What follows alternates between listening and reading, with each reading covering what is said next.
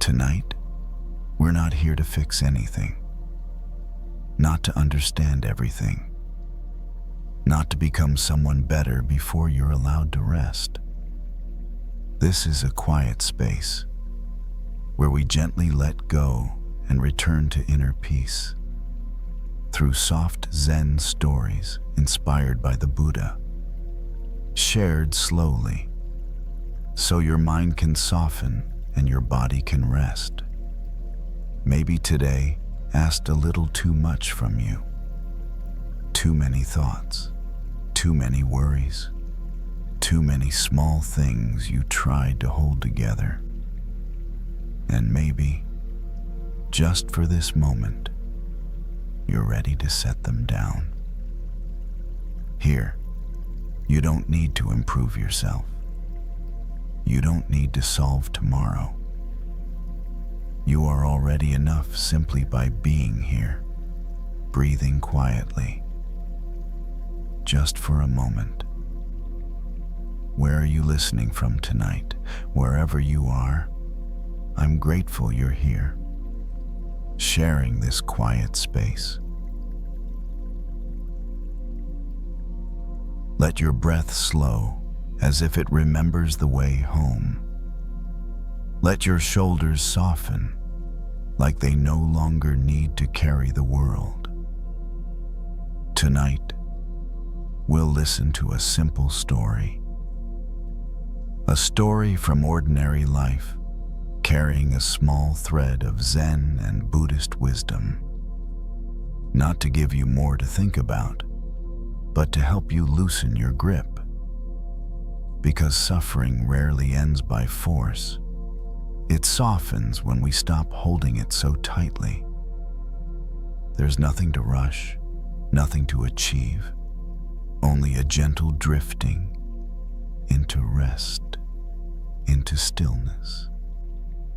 Whether you stay awake or slowly fall asleep, this moment is already enough. And now, we begin tonight's journey with these Zen stories.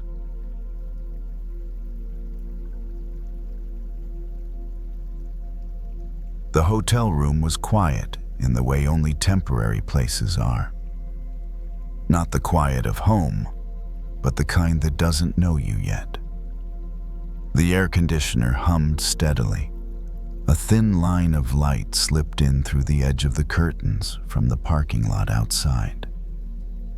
Ava lay on the bed with her shoes already kicked off suitcase still closed near the door, as if she hadn't decided whether to stay or leave. She was supposed to be resting. That's what layovers were for. That's what people said. But rest didn't always arrive just because the body stopped moving. Sometimes the mind kept pacing, flipping through unfinished thoughts, the way fingers flip through songs that never quite land on the right one. Ava reached for her phone, then stopped. She set it face down on the nightstand and stared up at the ceiling instead. The faint texture of the paint caught the light differently in each corner, uneven, imperfect. She followed it with her eyes until her thoughts slowed just enough to notice her own breathing again. She thought about how often her life felt like this room. Useful, functional, in motion, but somehow paused. At 29, Ava had learned how to pack light. She knew how to walk quickly through airports, how to smile without overthinking how to adjust to time zones and expectations. She was good at moving forward. What she wasn't good at was knowing when she had arrived. Lately, a quiet unease had been following her. Not panic, not despair, just a low hum beneath everything, like a melody waiting for its next note. Is this it, or am I still warming up? She rolled onto her side and reached into her carry-on, pulling out a small notebook she kept tucked in the front pocket. It wasn't a journal exactly. more like a place for fragments, lines she liked, half-formed thoughts, things she didn't want to forget but didn't yet know how to finish. She flipped it open. Most of the pages were unfinished. Sentences that stopped mid-thought. Lists without conclusions. Ideas circled once, then left alone. Ava traced one line with her finger. It had been written months ago during another night in another city. I think I'm waiting for the part where it all makes sense. She smiled faintly and closed the notebook. Growing up, she'd believed life would have clear movements, verses, choruses, a bridge that explained everything before the ending arrived. She'd imagined she'd know when she reached the real part, the part that would confirm she was on the right track. But nothing had announced itself. Instead, life had unfolded quietly. Job offers that felt both exciting and uncertain. Relationships that ended not with explosions, but with gentle drifting apart.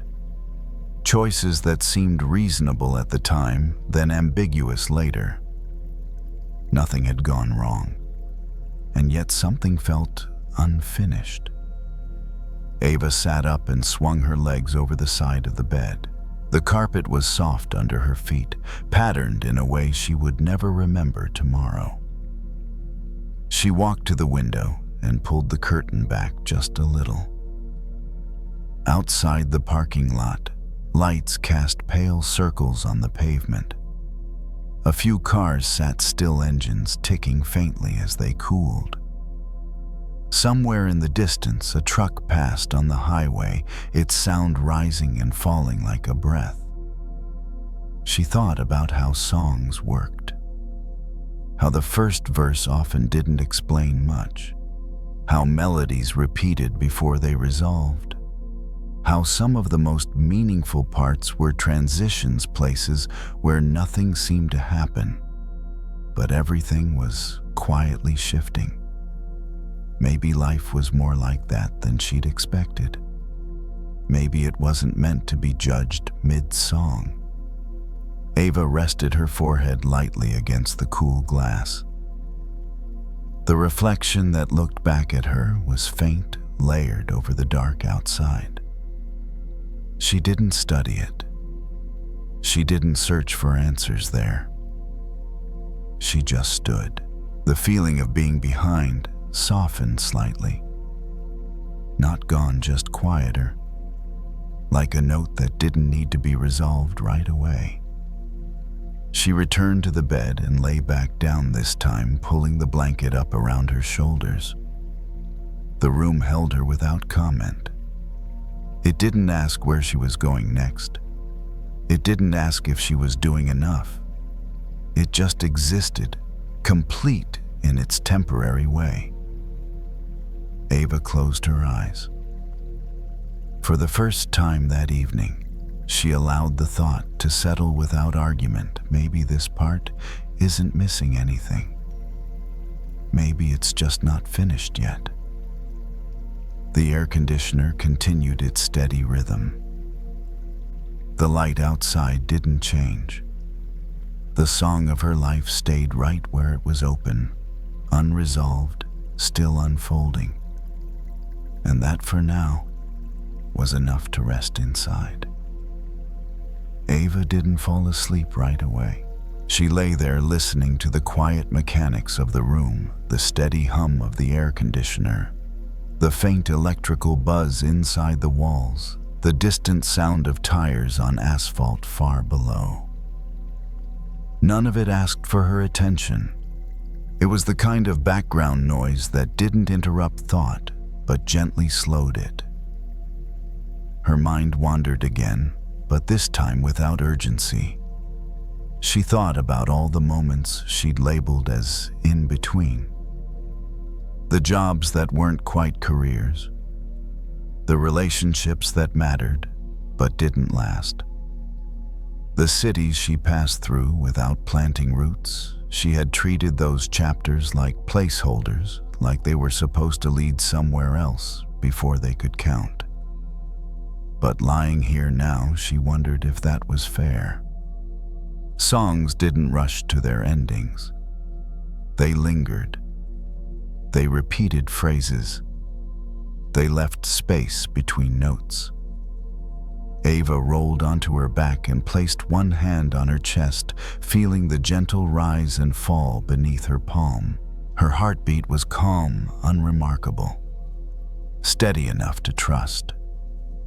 She remembered being younger and assuming that clarity would arrive all at once. That one day she'd wake up knowing exactly who she was and what came next. That life would lock into place like a finished composition. Instead, it had kept improvising. And maybe that wasn't a flaw. Maybe it was the nature of being alive. She thought about the notebook again, about all the half-written lines she'd collected over the years. She'd always told herself she'd finish them later when she understood more. But maybe the unfinished lines weren't waiting to be completed.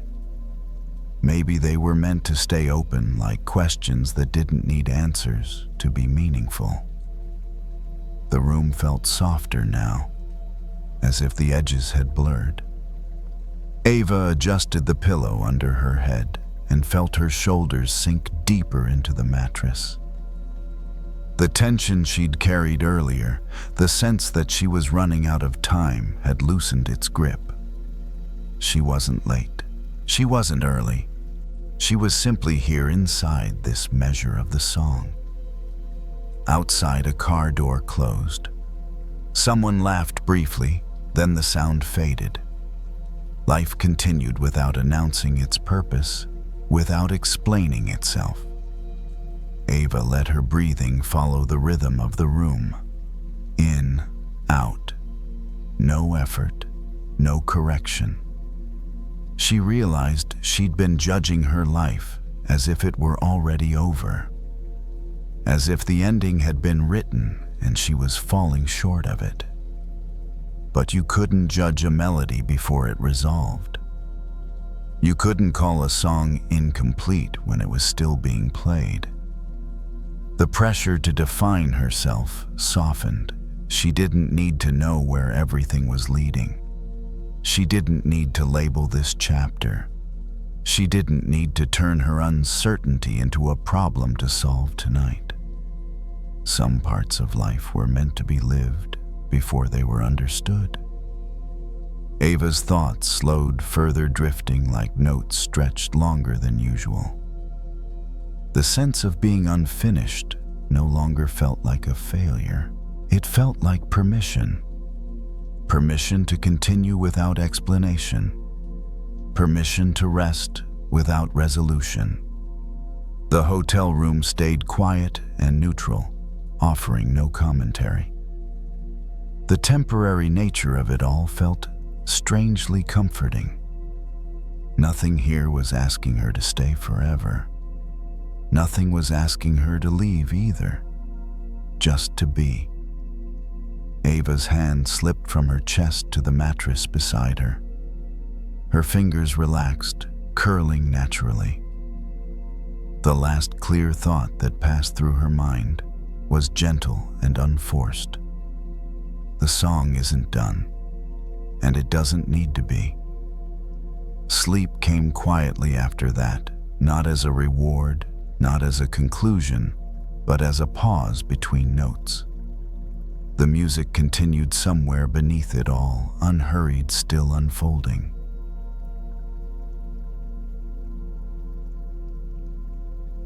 Ava's keycard failed the first time. She stood in the hotel hallway, suitcase beside her, and tried again. Same soft red blink. For a second, she just stared at it, not angry, not panicked, just tired in a very specific way. The kind of tired that makes small problems feel like proof that the whole world is slightly misaligned. She took a breath, adjusted the card, and swiped one more time. Green light. A quiet click. The door opened. Inside, the room was cool and dim with that steady hotel air conditioning hum that never fully disappears. Ava rolled her small suitcase over the carpet, closed the door behind her, and leaned her forehead against it for a moment, not because she was falling apart, just because her body needed something to hold on to before she moved again. She was 29, a flight attendant, someone who spent her days in motion, but her nights in places that didn't feel like hers. Different cities, same beige walls, different beds, same unfamiliar pillows. Travel looked glamorous from the outside, but most of it felt like living between commas. Ava set her uniform jacket on the chair, then slipped off her shoes. Her feet ached in that dull, patient way that didn't demand attention, but never stopped asking for it either. She walked to the window and pulled the curtain back a few inches. Outside, the city glowed. Not bright, not lively, just lit enough to remind her that life was still happening somewhere else. Tiny headlights moved along distant streets like slow beads on a string. She could have called someone. She could have texted. But conversations at this hour often required more energy than she had. Plus, she wasn't sure what she'd even say. "I'm fine, I'm just tired. I don't know what I'm doing." All of them were true in different proportions. Ava walked back to the bed and sat down carefully, as if the mattress belonged to someone else, and she was borrowing it. On the nightstand, there was a small lamp with a warm bulb. She reached over and turned it on. The light didn't fill the whole room. It didn't touch the corners. It didn't change the world outside the window. It simply made a small circle of safety around the bed and the nightstand, and her hands resting in her lap. Ava stared at that circle and felt something in her chest loosen. That's what a torch was, she realized. Not a sunrise, not a stadium light, not the kind of brightness that erased shadows, just enough light to take one step without guessing. Her mind had been doing the opposite lately, trying to light up the whole future at once, trying to see every possible outcome so she wouldn't be surprised, trying to map her life like a flight plan where every minute was accounted for. But life wasn't a flight plan. It was more like this hotel room. At midnight, unfamiliar, quiet, and impossible to see all at once. She opened her phone and scrolled through tomorrow's schedule. Same routine, same gates, same announcements. But underneath that was a deeper uncertainty she didn't have language for yet. She wasn't scared of one specific thing. She was scared of the open-endedness. The sense that her life could turn in any direction without warning. That she could wake up one day and realize she'd been moving for years without arriving anywhere. Ava set her phone face down on the nightstand. The gesture was small, but it changed the air in the room. Like lowering the volume on something that had been buzzing too close to her ear. She watched the lamp glow. Warm, steady, unconcerned. The light didn't demand that she fix her life tonight. It didn't insist she make big decisions. It didn't ask her to solve the question of who she was becoming. It just offered presence. Ava lay back on the bed, still in her travel clothes, hands resting on her stomach. The AC hummed. Somewhere down the hall, an elevator chimed softly, and then went quiet again. She thought about all the moments in her life when she'd wanted certainty before moving forward. The way she'd postponed decisions until she felt ready, as if readiness would arrive like a package with her name on it. But maybe that wasn't how it worked. Maybe the night didn't offer a full map. Maybe it only offered the next few feet. Ava closed her eyes. The circle of light behind her eyelids was still there, warm and calm. She didn't try to force sleep. She didn't try to force clarity. She simply let the small light be enough. Because sometimes making it through the night isn't about seeing the whole path. Sometimes it's about trusting that one small circle of light can carry you from one breath to the next. At some point, the room felt less unfamiliar. Not because anything had changed, but because Ava had stopped scanning it. The edges softened once she let them stay in shadow. The lamp kept its small, steady circle. The rest of the space could be what it was. She shifted onto her side and pulled the blanket up over her shoulder. The fabric smelled faintly of detergent, clean and impersonal, but it was warm enough. Her breathing slowed without instruction. When she stopped checking it, it found its own pace. The city outside continued its quiet movements. A distant siren passed and faded. A truck downshifted somewhere far below. None of it asked for her attention. None of it needed interpretation. Ava noticed how uncertainty often tried to rush her. It wanted answers now, decisions now, proof now, as if the dark were a problem to solve rather than a condition to move through. The torch didn't solve the dark, it just made room inside it. She pictured herself walking a trail at night, the kind she'd taken as a kid on summer camping trips. You didn't swing the flashlight wildly. You didn't point it at the sky. You aimed it at the ground, right where your foot would land next. Step by step. That was enough to keep moving without fear. The lamp beside her hummed softly. It didn't flicker. It didn't try to be brighter than it was. It simply stayed on. Ava felt the urge to check her phone again, the reflex to reach for certainty, for updates, for something solid to hold on to. The urge passed when she didn't follow it, like a wave that lost its shape once it reached the shore. She rested one hand on her stomach and felt it rise and fall. The motion was small, reliable, proof that something in her knew how to keep going without a plan. There would be other hotel rooms, other nights that felt like this.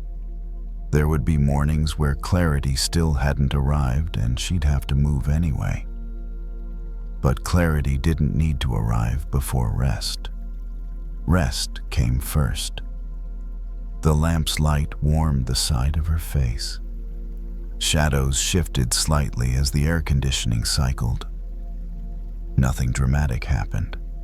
That was the point. Fear liked drama. It liked big images and worst-case scenes. It liked convincing her that if she couldn't see everything, she was unsafe. But lying there now, Ava could feel the difference between darkness and danger. Darkness was simply what existed beyond the circle of light. It wasn't chasing her. It wasn't closing in. It was just there. She turned the lamp off, not abruptly, but with intention. The room went dark, though not completely.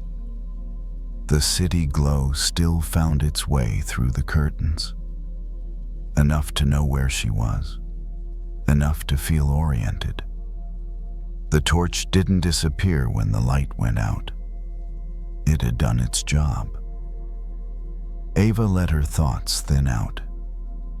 They arrived less as sentences and more as impressions, warmth, quiet the memory of movement, slowing down. The future felt farther away now, not because it had been resolved, but because it no longer needed her attention. She didn't tell herself she was brave.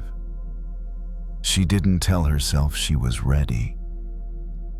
She simply allowed herself to be where she was without reaching ahead. The night held its shape around her. The bed supported her weight. The room remained steady.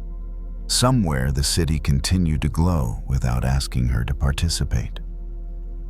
If the path ahead couldn't be seen all at once, that was okay. She didn't need the whole night lit up. One small light had been enough. Now even that could rest. And as sleep moved closer, Ava let herself drift into it, trusting that when morning came, the next circle of light would appear right where she needed it, not sooner, not farther away, just in time.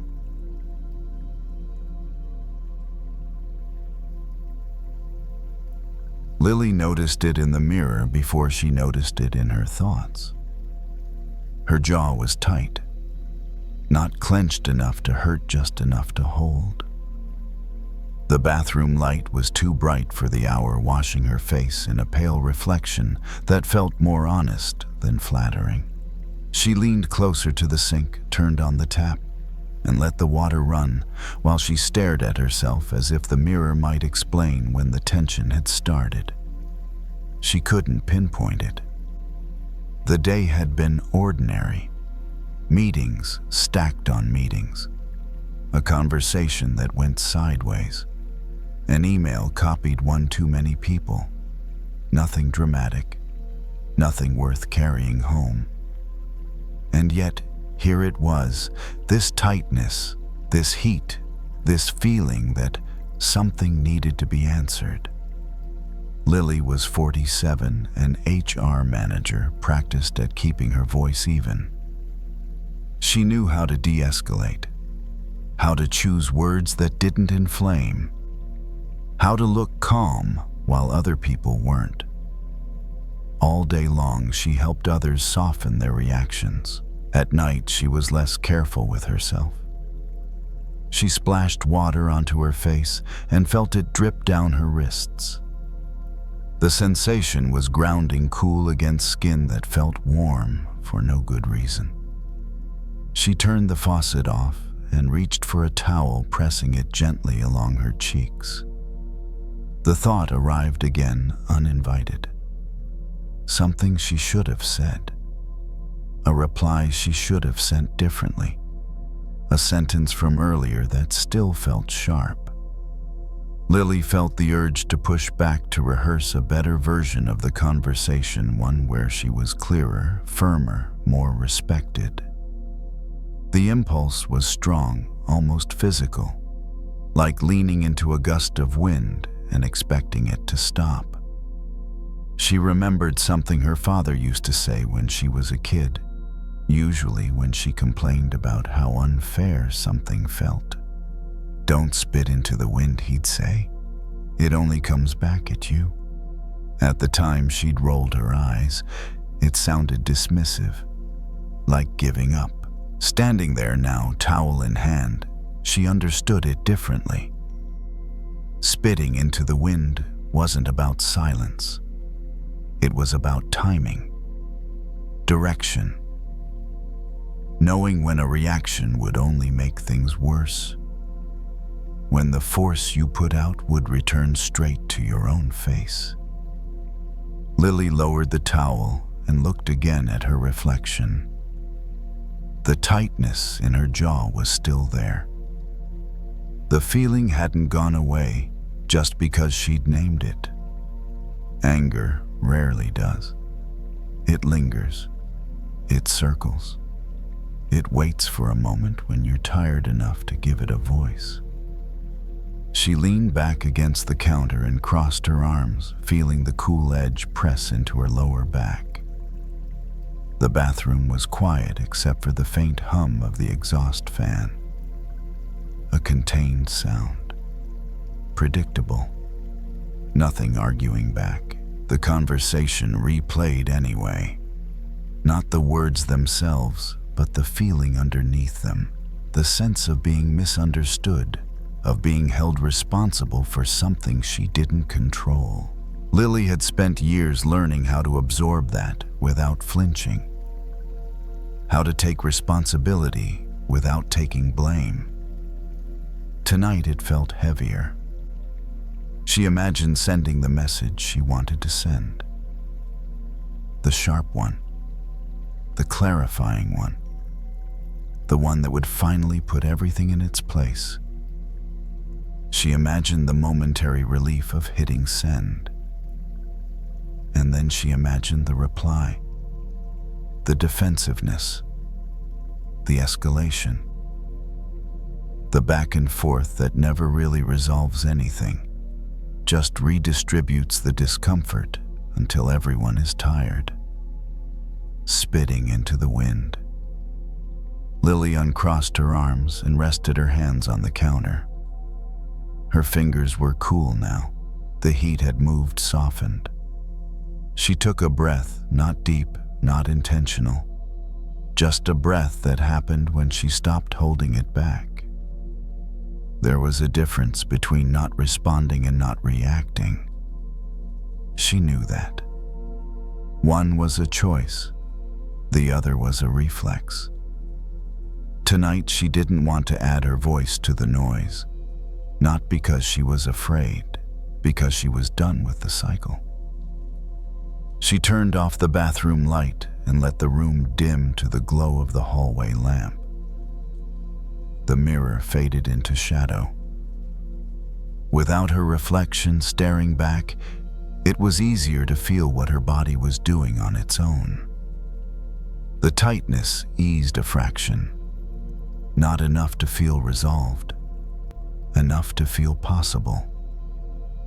Anger, Lily realized, wasn't asking her to fight. It was asking her to stop taking the wind personally. To stop meeting force with force when the direction guaranteed pain.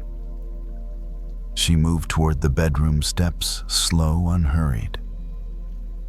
The house made its nighttime sounds, pipes settling the refrigerator clicking on and off. Ordinary, unconcerned. The thought came back one last time, quieter now. The reply she hadn't sent. The words she'd swallowed. She didn't push it away. She just didn't send it into the wind. The night didn't ask her to be right. It asked her to rest. Lily slept more deeply than she expected. Not perfectly, not without waking once or twice. But the kind of sleep where the body does most of the work on its own, without the mind interrupting every hour to check if something has been missed. When she woke just before morning, the tightness in her jaw was gone. Not replaced by clarity or solutions, just absent. That felt like enough. In the kitchen, the early light was soft and gray. Lily filled the kettle, set it on the stove, and waited for the familiar click. The house was quiet in that gentle way it gets, before the day asks anything of you. She stood at the counter with her hands resting flat on the wood, noticing how neutral her body felt. No heat, no push. The thought from the night before tried to return. It didn't arrive with force. It arrived like a test. The unsent message. The urge to correct. To clarify. To make sure she wasn't misunderstood. Lily watched the thought come in and didn't follow it. She didn't argue with it either. She let it pass through like air moving across an open window. The kettle clicked off. Later that morning at work, the situation resurfaced. Not dramatically, just enough to remind her it hadn't disappeared overnight. A meeting, a familiar tone, a comment that could have gone in several directions if she let it. Lily felt the first flicker of irritation rise, and then space, just a breath's worth. She noticed how quickly her body wanted to respond, how practiced the reflex was. Years of training, years of managing reactions, other people's and her own. But she also noticed something new. The irritation didn't feel like an order. It felt like information. She listened. She spoke when it was useful. She stayed quiet when it wasn't. She didn't push her point into the room, just to prove she had one. And when the meeting ended, she walked out without the familiar residue of frustration clinging to her shoulders. That surprised her. At lunch, she sat alone at a small table by the window. Outside, a steady breeze moved through the trees, bending the branches in one direction, then easing. Lily watched the leaves respond without resistance. They didn't argue with the wind. They didn't lean into it or away from it. They moved as much as they needed to and no more.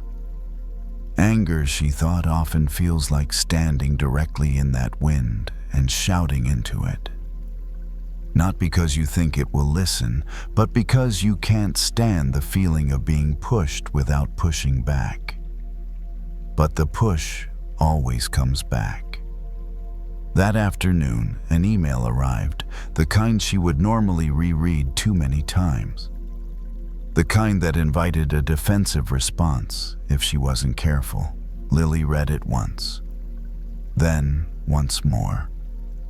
She felt the old heat try to form. She closed the laptop.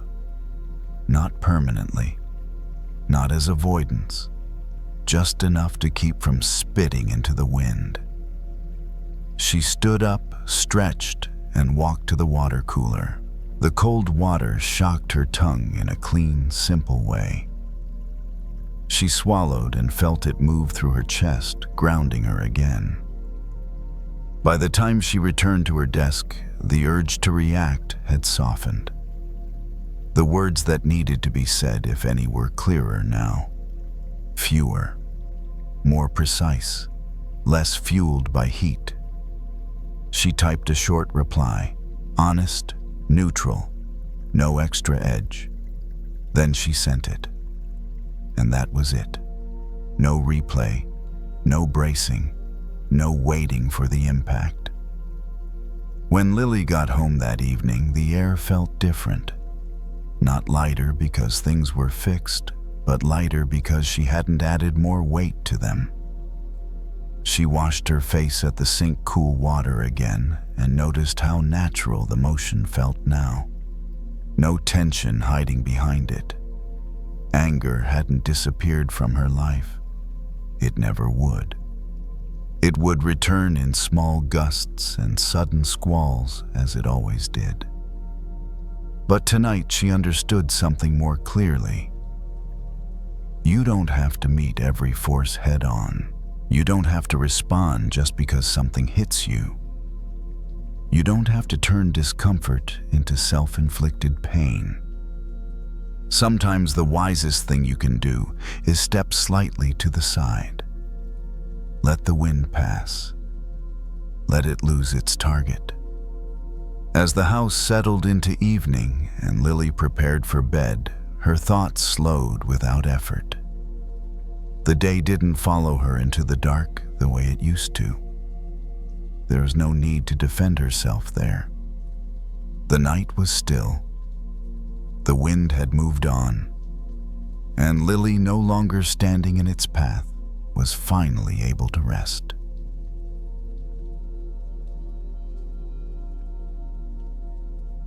Sometimes exhaustion doesn't come from doing too much. It comes from repeating the same familiar motion over and over, without realizing you're not actually going anywhere. Kevin knows that feeling. It's like watching a hamster in a small cage, running fast, completely focused, the wheels spinning hard, while the cage itself stays exactly where it is. Kevin is 37, an accountant. This time of year is busy. The kind of busy where days and nights blur together without clear edges. That evening, the office is almost empty. The fluorescent lights hum softly overhead. The air conditioning blows steadily colder than necessary. On his desk, a spreadsheet glows on the screen, long rows of numbers lined up neatly, as if they've never known what it means to be tired. Kevin takes a sip of cold coffee. The bitter taste makes him wince slightly. He sets the cup down and looks back at the screen. His fingers move quickly, switching tabs, dragging the mouse, scanning. One number, then another. No major errors, no problems. And still he keeps checking, as if running faster might take him somewhere else. In his head, everything is running too. The to-do list. The tasks already finished, but still needing another review. The tasks not yet done, but already imagined ahead of time.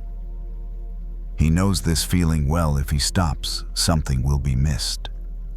If he stops, the wheel will stop spinning, and that would mean it isn't safe. Kevin shifts in his chair, leaning back, then forward again. The chair makes a small sound. He doesn't notice. He's used to his body speaking while his mind doesn't listen. In the corner of the room, the printer gives a soft beep and then goes quiet. There's no one there to print anything else.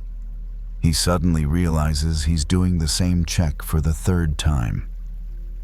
Not because the data has changed, just because the feeling inside him hasn't settled yet.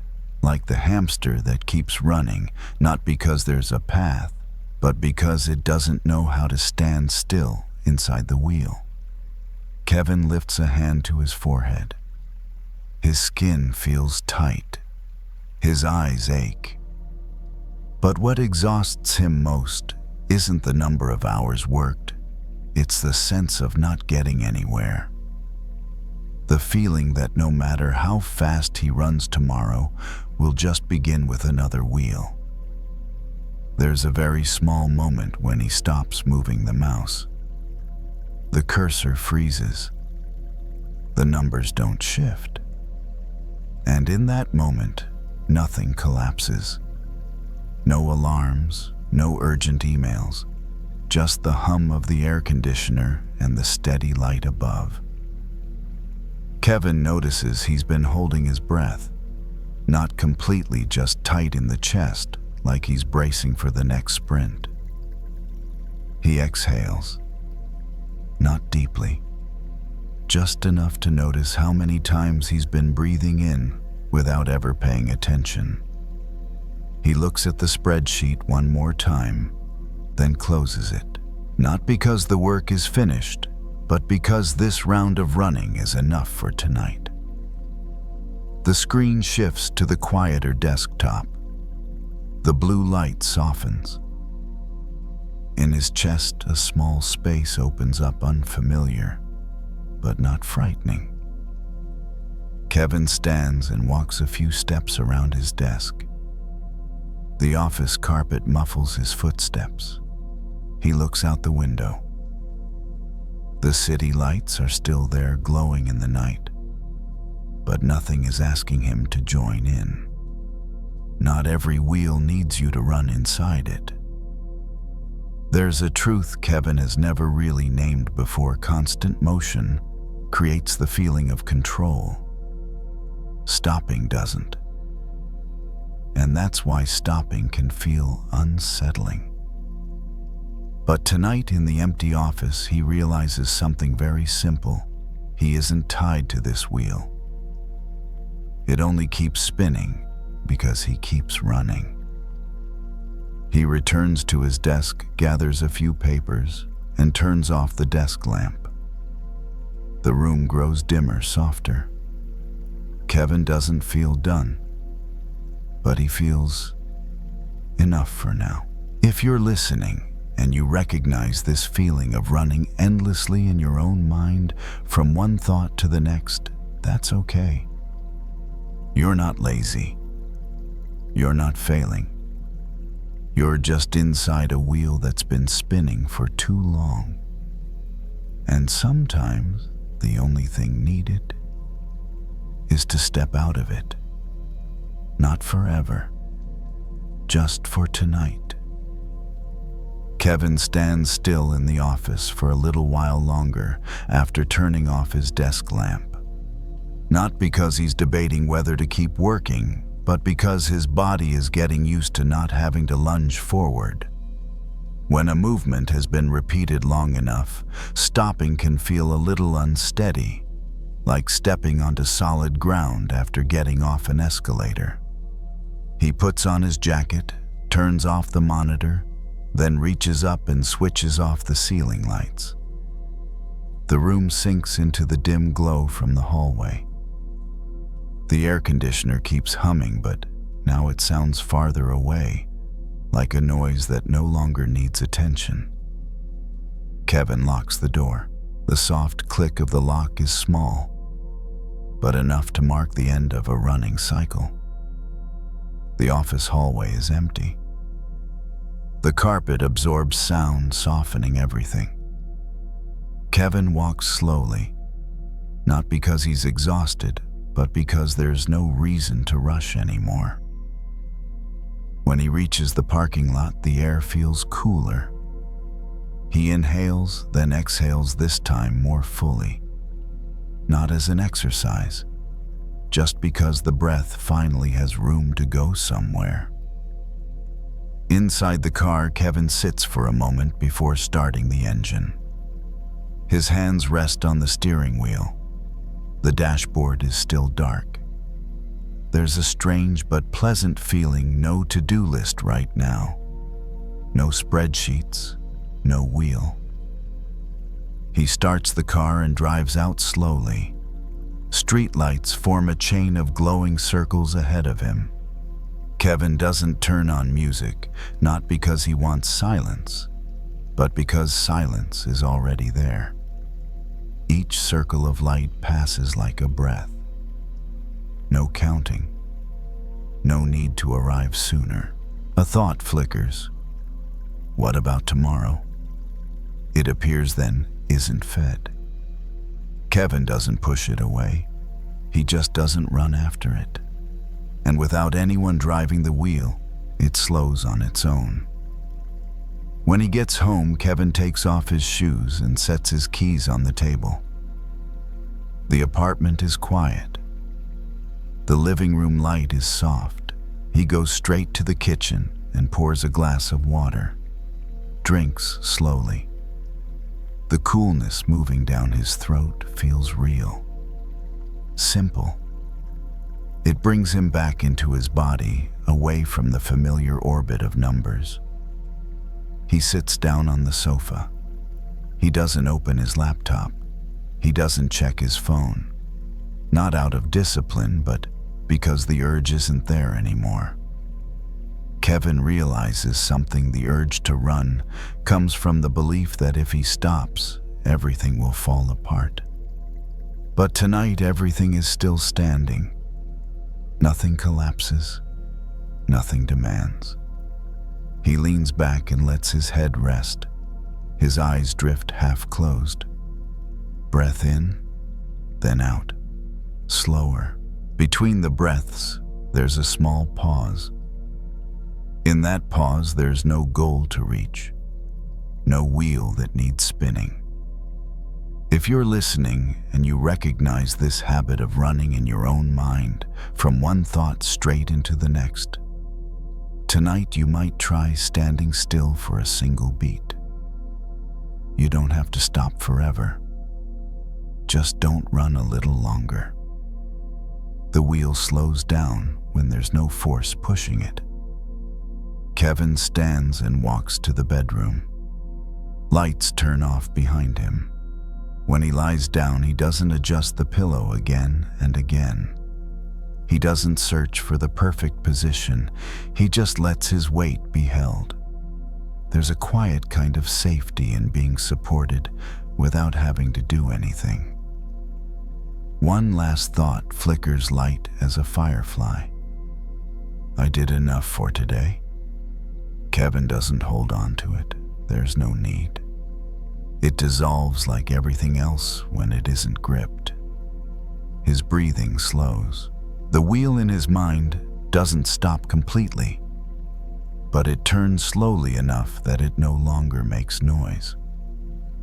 And in that slowing, his body knows what comes next. If you fall asleep at some point while listening to this story, that's perfectly fine. You're not missing anything. The wheel can wait until morning. Tonight you don't need to run. And if you're still awake, that's okay too. Just lie still a little longer. Let the quiet widen and allow the familiar motion to pass on its own. Tonight you don't need to go anywhere. Just step out of the wheel and rest.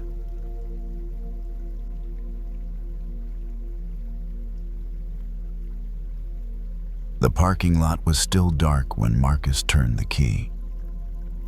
The engine came to life with a low, familiar sound, steady and unremarkable. He didn't pull out right away. He let the car sit there, headlights off dashboard, glowing softly in front of him. It was that hour before morning, fully decided to arrive, the sky not quite black, not quite blue. Marcus rested his forearms on the steering wheel and looked through the windshield. The road ahead was empty. No traffic, no rush. Just pavement stretching forward, waiting. He'd been awake for a while. Not because he couldn't sleep, but because his body had learned this schedule too well. Years of early shifts had trained him to rise before the world did, to move before anyone asked. He liked that about himself. He liked being reliable. He liked being the one who showed up. But lately, something about that had started to feel heavy. Marcus was 41 now. A UPS driver. Strong hands, strong back. The kind of person people counted on without thinking much about it. When something needed to be carried, he carried it. When something needed to be done, he did it. And somewhere along the way, he'd begun to wait. Not consciously, not dramatically, just quietly. He waited for someone to notice, for someone to say, "You're doing enough," for someone to turn on a light and tell him he was headed in the right direction. The dashboard clock glowed faintly. He didn't check the time. He knew it by feel. Marcus reached to the side and picked up his thermos, taking a slow sip of coffee. It was still hot, bitter, grounding. He set it back in the cup holder and exhaled. Across the lot, one streetlight flickered, then steadied. The light didn't reach far, just enough to illuminate a small patch of asphalt beneath it. Everything else stayed in shadow. Marcus watched it for a moment longer than necessary. It reminded him of something his grandfather used to say when Marcus was a kid, whenever he complained about not knowing what to do next. "Don't wait for the sun," his grandfather would say. "Light your own lamp, just enough to see the next step." Back then, Marcus hadn't understood what that meant. He'd thought it was about confidence or bravery or being loud about what you wanted. Now, sitting alone in his truck before dawn, it felt different. Maybe it wasn't about becoming brighter. Maybe it was about becoming steadier. Marcus rested back against the seat. The fabric was worn, molded to his shape over years of use. This truck had seen a lot of his days: early mornings, long routes, quiet lunches eaten alone. It had never asked him to explain himself. He thought about how often he'd measured his worth by how much he could carry, how much responsibility he could shoulder without complaining, how little light he needed from others to keep going. But lately, the waiting had crept in. Waiting for validation, waiting for reassurance, waiting for some external signal that all this effort meant something. The streetlight flickered again, then held. Marcus realized that it didn't illuminate the whole lot. It didn't need to. It only lit what was directly beneath it. Enough to stand, enough to move. He turned the headlights on. The road ahead brightened instantly, the beam cutting through the dimness. Not the whole road, just the part right in front of him. Enough to drive, enough to trust. Marcus felt something shift inside his chest, not relief exactly, but recognition. He didn't need the whole path lit up.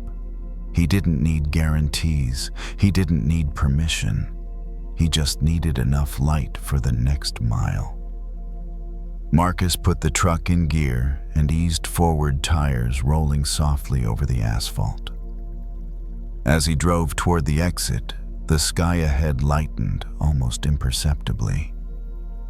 Morning would come whether he waited or not, and for the first time in a while, he didn't feel like he was waiting for it. The road stayed quiet as Marcus drove, the tires humming steadily beneath him. Streetlights passed one by one, each illuminating a small circle of pavement before falling behind. None of them tried to light the whole way. They did their part, then let go. Marcus kept his hands loose on the wheel. His shoulders, usually braced for a long day ahead, had softened. The familiar route unfolded in front of him, turns he knew by heart, intersections he could navigate without thinking. The truck moved forward easily, as if it too understood that there was no need to rush. He thought about how long he'd been waiting for something to change. Not the job, not the schedule, but the feeling that his life would somehow feel more complete once someone else acknowledged it. Like the weight he carried would feel lighter once it was seen. But driving like this in the early quiet, he noticed something different. The light he needed was already there. It didn't come as praise or recognition. It came as the steady glow of knowing what to do next. Turn here. Slow down there. Keep moving. Marcus remembered all the small choices he made each day that no one applauded. Getting up early, finishing routes, helping a neighbor load a box, calling his sister back even when he was tired. None of it felt heroic. None of it needed to. It was enough to be consistent. The sky continued to brighten just slightly, not enough to erase the darkness completely. Marcus didn't watch it closely. He let it happen in the background. He didn't need to track progress to trust that it was happening. He took another sip of coffee. It had cooled a bit, but the taste was still familiar, comforting. He smiled faintly, thinking about how many mornings had started exactly like this. How many he'd rushed through half-present, waiting for something else to arrive. This morning felt different, not because anything had changed, but because he wasn't asking it to. Marcus reached a long stretch of road with no lights at all. Just darkness beyond the headlights. The beam ahead held steady, revealing the lane lines and the edges of the road. Enough to keep going. He thought about his grandfather again, about the way he'd spoken without drama, as if what he was saying didn't need to be impressive to be true. Light your own lamp.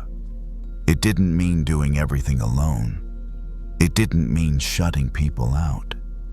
It meant not giving away the responsibility of your own sense of direction. It meant trusting that your inner sense of enough didn't have to be approved by anyone else. Marcus felt his breathing deepen naturally, matching the rhythm of the drive. In, out. The road flowed under him mile by mile. He wasn't thinking about the rest of the day anymore. He wasn't rehearsing conversations or counting stops. He was just here in motion, guided by a light that moved with him. The truck turned into another lot, then another street. The world was waking slowly now. A few cars appeared. A storefront sign flickered on. Ordinary life beginning again. Marcus parked briefly, shut off the engine, and sat in the quiet that followed. The sudden stillness felt complete, not empty. He rested his hands in his lap and closed his eyes for a moment. He didn't feel the need to ask whether this was enough. It was. The light had done its job. The path had revealed itself step by step. And Marcus, steady and unremarkable in the best way, continued on. The oil lamp didn't burn brighter than necessary. It simply stayed lit. And that was all it ever needed to do.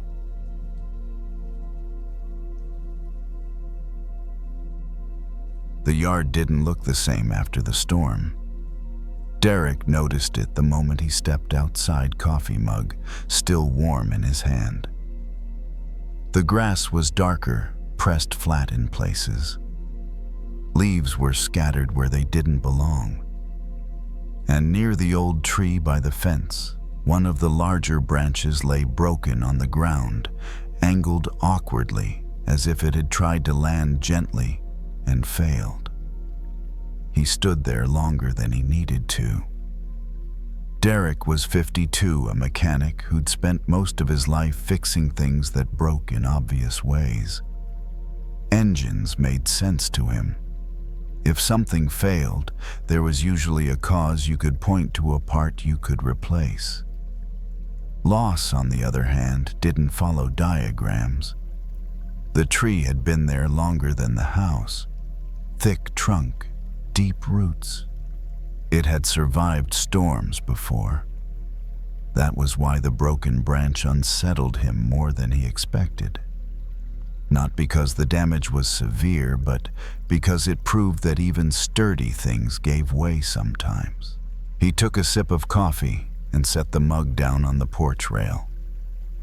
The air smelled clean, almost sharp, the way it always did after heavy rain. Somewhere down the street, a neighbor's garage door opened and closed. Ordinary morning sounds. Life continuing without commentary. Derek walked closer to the tree. The branch was heavier than it looked, bark rough against his palm when he reached down to test it. He didn't lift it yet. He just felt the weight. The storm had come through fast the night before. Wind howling, rain slamming sideways against the windows. He'd woken once, heart beating a little faster than usual, then fallen back asleep before he could name the fear. In the morning, the house was fine. The power was on. Nothing dramatic. Just this. A broken branch didn't feel like a disaster. It felt like a message he hadn't asked for. Derek straightened and looked up at the tree. The break was clean in places, jagged in others. Pale wood showed through where the branch had snapped raw and exposed. Above it, the rest of the tree stood unchanged, leaves still clinging, branches still reaching. He'd lost people the same way. Not all at once, not the whole structure, just a part that had mattered more than he'd admitted. He hadn't talked much about it. That wasn't his style. You learned early in his line of work and in his family to keep moving. To deal with what was in front of you, to fix what you could and accept what you couldn't without spending too much time naming it. Still, some mornings the weight returned without warning. Like now. Derek bent down again and wrapped both hands around the branch. This time he lifted. It took effort. The muscles in his arms tightened. The branch shifted, then came free from the ground with a dull scrape. It felt strange carrying something that used to be alive. He dragged it a few feet away from the tree and set it down. The ground beneath was lighter, where it had been pressed, a faint outline marking its absence. For a moment he considered cutting it up right away, clearing the yard, restoring order. That was usually his instinct. Instead, he paused.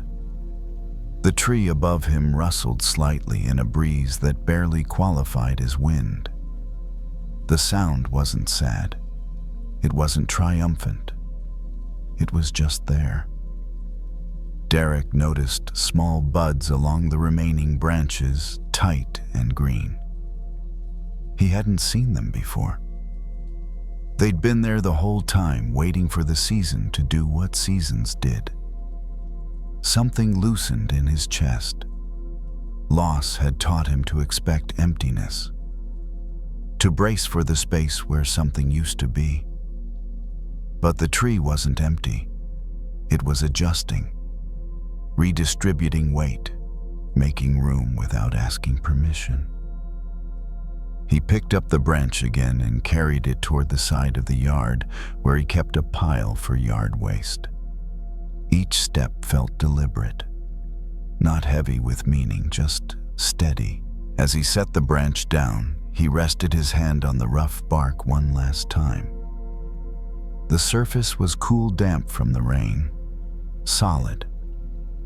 Breaking, he realized, wasn't the opposite of growth. Sometimes it was part of it, a redirection, a necessary release of what could no longer be held. Derek straightened and looked back at the tree. It stood quietly, incomplete but alive, rooted despite the damage. The yard would look different now. Not worse, just changed. He picked up his coffee mug and took another sip. It had cooled, but he didn't mind. Some things didn't need to be perfect to be enough. The morning continued, and so did he. Later that afternoon, the light shifted in a way Derek recognized, but couldn't have named if asked.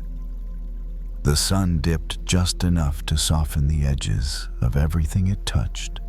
The yard looked quieter now, less like a place that needed fixing and more like a place that could be left alone for a while. He returned outside with a pair of work gloves and a small saw, then stopped halfway down the steps. The broken branch rested where he'd left it, angled against the fence, no longer surprising. The tree stood above it, steady, casting a familiar patch of shade. Derek took off the gloves and set them on the railing. There was no rush. He leaned against the porch post and listened. A bird called from somewhere he couldn't see. Another answered. The sounds didn't fill the space. They gave it shape. He noticed how the yard held both what had fallen and what remained, without tension, without judgment. Grief, he'd learned, didn't move in straight lines. It circled back. It showed up in ordinary moments, in the quiet after a storm, in the sight of something changed but still standing. Derek breathed out slowly and felt the weight in his chest ease, not disappear, just settle into a more manageable place. He didn't need to make sense of it. He didn't need to turn it into a lesson. He only needed to let it be present without pushing it away. He walked closer to the tree and looked again at the break. The exposed wood had begun to darken slightly as it dried. The tree was already doing what trees did, closing, protecting, adapting. No instruction required. On one of the remaining branches, a small cluster of leaves caught the light. They were newer than the others, a little brighter.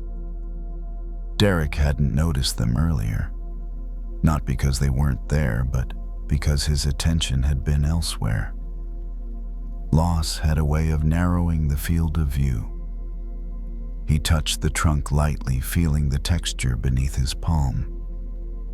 The tree didn't respond, but it didn't need to. It was alive in its own quiet way, continuing without explanation. Derek stepped back and sat on the porch step, elbows resting on his knees. From here, the yard looked balanced again, not the same, but not broken either. The space left by the fallen branch didn't pull his eye the way it had that morning. It was simply part of the scene now.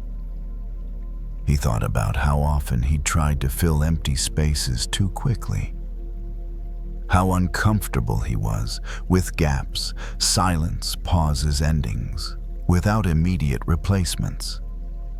He'd learned to patch and repair and move on because that was what kept things running. But some spaces didn't need to be filled. Some needed to be left open long enough for something new to find its way in. The breeze picked up slightly, just enough to stir the leaves. The tree shifted, redistributing its weight with a subtle creak. Derek felt something similar happen inside him, a quiet adjustment, a rebalancing that didn't require effort. He stood up and walked over to the broken branch once more.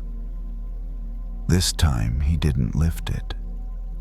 He just looked at it as it was no longer part of the tree, not yet returned to the earth. In between, there was dignity in that, he thought. In acknowledging what had been without needing to carry it forward unchanged. Derek left the branch where it was and went back inside. The house felt calm, grounded.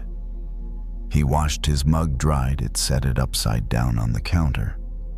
Small actions, familiar rhythms, the kind that didn't ask him to be anyone other than who he was right now. As evening approached, the light faded again and the yard settled into shadow. From the window, Derek could still see the outline of the tree solid against the dimming sky. The broken branch was less visible now, its shape blending into the dark. He felt no urgency to resolve anything before nightfall. The tree would grow again. The yard would change with the seasons, and he would continue, shaped by what had been lost, but not defined by it. Sometimes the strongest things weren't the ones that never broke. They were the ones that learned how to keep growing after they did. Derek turned off the lights and let the house rest. Outside, the tree stood quietly, making room, branch by branch, for whatever came next.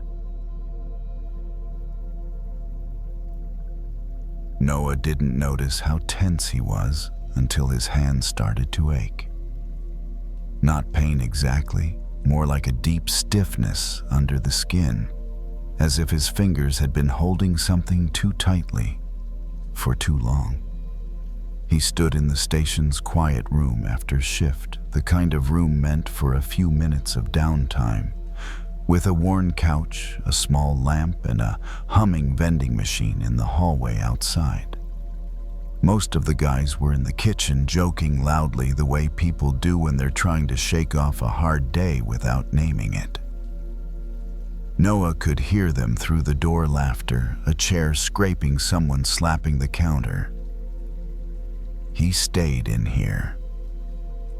He was 33, a firefighter, and his body knew how to be ready.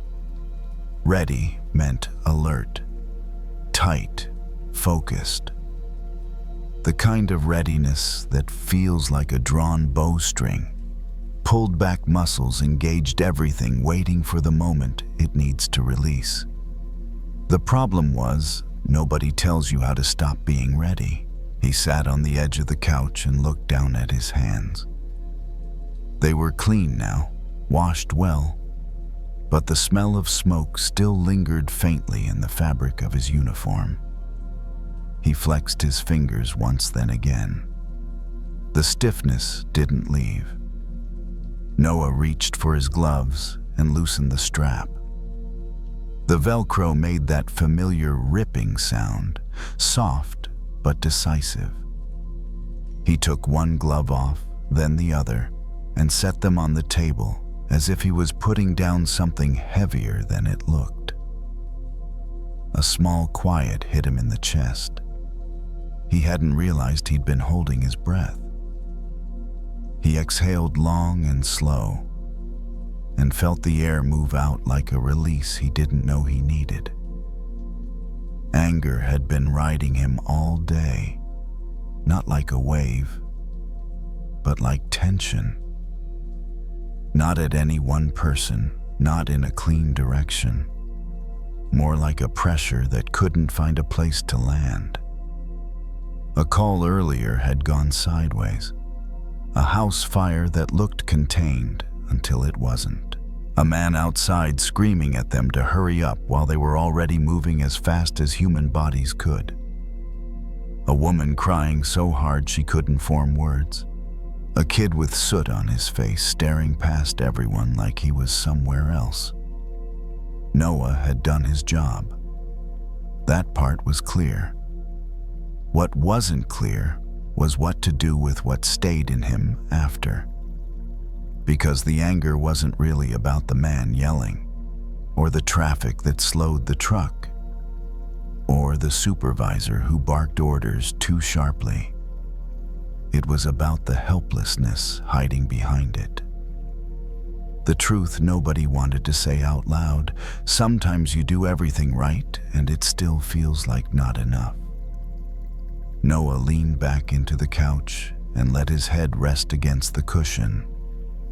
The lamp beside him threw a warm circle of light across the room. The rest stayed dim. He liked that. It didn't demand anything from his eyes. He thought about calling his wife, just to hear her voice. But he knew if he called now while the bowstring was still pulled tight inside him, he might snap over something small. He might bring the heat home. He didn't want to do that. Noah turned his wedding ring slowly on his finger, a habit he didn't notice until he was already doing it. The metal felt cool, grounding, real. He remembered something an older firefighter once told him years ago on his first month at the station. "You can't keep a bow drawn all night," the guy had said, half joking, half serious. "You'll ruin the string and you'll ruin your hands." At the time, Noah thought it was just about physical fatigue. Tonight he understood the other meaning. A nervous system held in readiness too long starts to misfire. It starts to see threats where there aren't any. It starts to respond to harmless questions like they're alarms. It starts to treat the people you love like they're the ones who pulled the string. Noah didn't want to become that. He sat up, placed both feet flat on the floor, and let his hands rest on his thighs. He wasn't trying to meditate. He wasn't trying to be spiritual. He was just trying to loosen the string by 1 inch. He inhaled, feeling the breath fill his chest. He exhaled and imagined, quietly, without forcing it, his shoulders dropping, not collapsing, just releasing the extra effort. Outside the room, the station noise continued. Someone laughed again. The vending machine hummed. A far-off siren passed, then faded. Noah stayed where he was. He didn't chase relief. He didn't chase forgiveness for anyone. He didn't even label his anger as right or wrong. He simply noticed what it did to his body when he held it tightened, jaw-tense hands, shallow breath. And he noticed what happened when he loosened the grip, air returned. The chest softened. The ache in his hands eased just slightly. A small difference, but real. He picked up one glove again and turned it over in his hands. The glove was scuffed, darkened from use. It had protected him. It had done its job. It didn't need to stay on him forever. Noah set it down. He leaned back again, eyes half closed, and let the room exist without him managing it, without him staying on guard. In the dim light, his anger started to look less like fire and more like tension that wanted to unwind. Like a bow that had been drawn for too long and was finally being allowed to rest. Noah stayed in the quiet room longer than he meant to. Not because he was avoiding anyone, but because his body hadn't finished letting go yet. When he finally stood up, the stiffness in his hands had softened. Not gone, just less sharp. Enough that he could move without feeling like he might snap. He gathered his things and headed out to the truck. The night air outside the station was cool and smelled faintly of damp pavement. He took a deeper breath than he had all day, the kind that drops into your chest without being forced. The drive home was uneventful. Red lights, green lights, familiar turns. His mind reached for the earlier call a few times, the shouting, the smoke, the kid's face. But each time the images faded more quickly. They didn't stick the way they usually did. At home, Noah slipped his boots off by the door and set his gear down where it belonged. The house was quiet. His wife had already gone to bed, a lamp still on in the bedroom, casting a warm glow into the hallway. He paused there, keys in hand. This was usually the moment when the tension followed him inside. When a small noise, a cabinet closing, a question asked too quickly, could set the bowstring vibrating again. He'd learned to recognize that moment by the way his chest tightened in advance, like his body was bracing for impact. Tonight he noticed the bracing and stopped. He set his keys down gently. The sound they made was soft, unthreatening. He stepped out of his uniform and changed into something loose, something that didn't ask his body to stay ready. In the bathroom, he washed his hands and felt the warmth of the water ease the last of the tightness from his fingers. He watched the soot-colored water swirl away and disappear. The image stayed with him longer than he expected. Some things don't need to be carried forward. In bed, Noah lay on his back and stared at the ceiling fan as it turned slowly above him. His wife shifted in her sleep, murmured something unintelligible, then settled again. The sound grounded him. This was home. Not a fire, not a call, not an emergency. The anger surfaced once more, softer now, like an echo. Not at anyone in particular, just the leftover energy of a system that had been pulled to its limit. Noah didn't push it away. He imagined the bow again, the string drawn tight all day, doing exactly what it was meant to do. He imagined his hands loosening their hold just enough, not dropping the bow, not breaking it, just giving it space to rest. His breathing slowed without effort. In, out, steady and even. Forgiveness, he realized, didn't have to be a conversation or a declaration. It could be a physical choice. The choice to stop treating your own body like it's still in danger when the danger has passed. As the minutes went by, the day's sharp edges dulled. The tension that had nowhere to go finally found a place to land.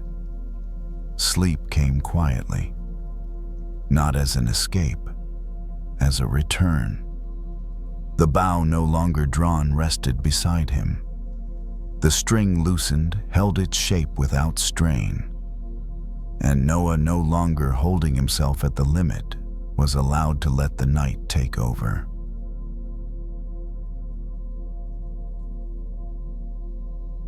Some evenings, Lily isn't sure whether she's tired from the drive itself or from staring too long through a fogged-up pane of glass. Not foggy enough to block everything, just foggy enough to make what's ahead feel unclear, uncertain, forcing her to squint a little more, tense a little more, as if trying harder will make the road appear. Lily is 47, an HR manager. That night, she's sitting in her car, parked in front of her house. The engine is off. The headlights are still on. A thin layer of fog coats the windshield. Streetlights bend through the haze, forming soft, scattered halos. Nothing dangerous, but not clear enough to feel reassuring either. She rests both hands on the steering wheel, not driving in right away. The day has been longer than she expected. A difficult meeting. A conversation that needed to happen but didn't quite finish. An email she wrote and deleted several times, unsure which tone was the right one. When everything finally ended, she found herself here, sitting in the car, looking through the glass as if the road ahead were asking something more from her. Lily leans forward and wipes one corner of the windshield with her sleeve. The motion is quick, a bit forceful. The fog smears instead of disappearing. The wiped patch turns cloudy, warping the streetlights even more. She stops and notices she's just done what she often does in her own mind, trying to handle uncertainty with force. There are moments when, if we can't see clearly, our first instinct is to break whatever's in the way. Push harder. Be decisive. But with a windshield that only makes things worse. Lily exhales very lightly. Her breath briefly adds more fog, then fades. She turns on the air fan at a low setting, letting the air circulate. Nothing changes right away. But slowly the fog begins to thin. She opens the car door. Cool air rushes in. Lily grabs a tissue from the glove compartment, folds it, and wipes the glass again, this time more slowly. No pressure, just enough to touch. The fog gives way to a small clear patch, just enough to see the white lane line ahead. Not the whole road, just a section. That small clear space calms her. Not because it solves everything, but because it reminds her of something simple. The problem isn't that the glass is broken. It's just fogged. And fog doesn't need to be shattered. It needs to be wiped. Lily looks through that clear patch. The familiar street, the familiar trees. Nothing new. But when fog settles on the glass, even familiar things can start to feel suspicious. In her mind, the thoughts from earlier that day feel the same. Not big problems, just too much condensation from stress, from trying to do things right, clinging to the surface she's looking through. She thinks back to the meeting, the feeling that she said enough, but still wondering if she should have said it differently. She's been hitting that thought all evening, replaying it, analyzing it, editing it in her head. And all it's done is make things murkier, like wiping glass with a damp sleeve. Lily sets the tissue down and sits quietly in the car. She doesn't do anything else, doesn't turn on music, doesn't rush inside. She just lets the fan run, letting the air do its job. The fog thins gradually, almost unnoticeable if you're not watching. The streetlights sharpen. Edges become clearer. A different feeling appears. Not relief, more like less strain. She realizes she doesn't need to see the entire road at once. She only needs to see enough to take the next step. And to do that, she doesn't need more force. She needs less. If you're listening and your life feels like you're looking through a fogged-up windshield, not stuck, just unclear tonight, you don't need to break anything. Maybe you just need to wipe gently, with a breath, with a pause, with letting go of the urge to see everything right now. Lily looks through the windshield again. Not perfect. A few foggy edges remain, but the road is clear enough to drive. She starts the car and lets it roll forward slowly. No rushing, no speeding up, just moving. And maybe the mind works the same way. When you stop hitting the fog, the path shows itself one section at a time. Lily drives slowly along the familiar street. Not because she's afraid, but because there's no need to rush. The streetlights slide across the windshield, now less smeared, less distorted. The glass isn't perfectly clear. It's just clear enough that she doesn't have to squint anymore. And with that, something else inside her softens too. The urge to tense up and look harder. She arrives home, parks the car, and turns off the engine. In the quiet that follows, Lily stays seated for a few extra seconds, not to keep thinking, just to notice that the fog inside her has settled as well. Not gone completely, but thinner. She opens the car door. The night air is cool, carrying the scent of damp grass. Lily closes the door gently, as if she doesn't want to break the calm that's there. She steps inside, turns on the living room light at a low setting.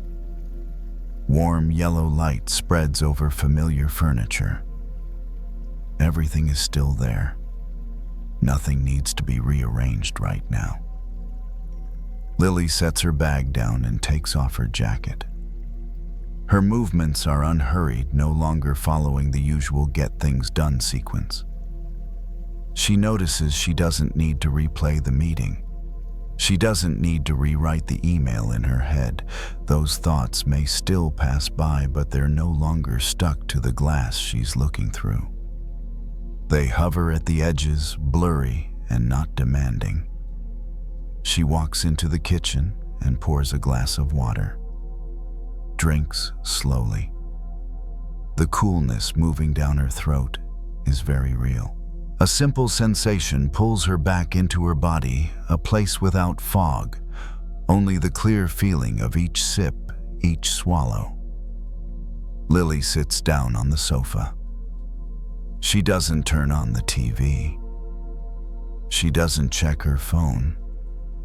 Not out of discipline, but because there's no urge, she leans back and exhales. The breath leaves more fully than before. And in the space between breaths, a gentle realization appears. Not all uncertainty is a signal to act harder. She remembers wiping the windshield in the car. When her hand slowed down, when the pressure eased, the clear space appeared. The same is true for the mind. When she stops hitting her thoughts, stops scrubbing with analysis what needs to be seen, shows itself bit by bit. No forcing required. Lily stands, turns off the living room light, and walks toward the bedroom. The light fades behind her. In the bedroom, she draws the curtains, leaving a thin line of glow from the streetlight outside. The room is dark enough to rest, bright enough not to feel lost. When she lies down, Lily doesn't search for the perfect position. She lets her body choose. Her shoulders sink into the mattress. Her back is supported. Breath in, then out.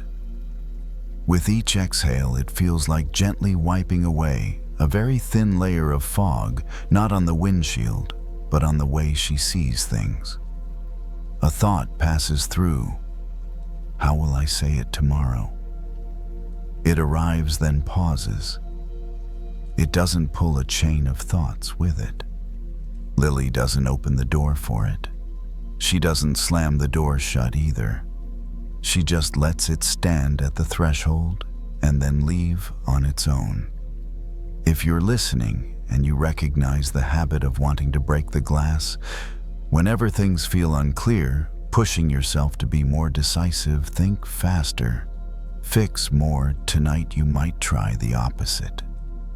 Wipe gently, with a slower breath, by letting time do its part.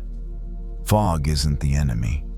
It's just warm air meeting a cold surface. Tension meeting fatigue. When conditions change, fog clears on its own. Nothing needs to be broken. Lily closes her eyes. The darkness softens. She doesn't need to see the entire road. She only needs to see enough to rest. And in that enough, her body knows what comes next. If you fall asleep at some point while listening to this story, that's perfectly fine. You're not missing anything. The road doesn't disappear when your eyes close. It's still there in the morning when the glass is clearer. And if you're still awake, that's okay too. Just lie still a little longer. Let the breath keep gently wiping what remains foggy and allow the night to open in its own quiet way. Listen for a little while, and then let everything come into view just enough.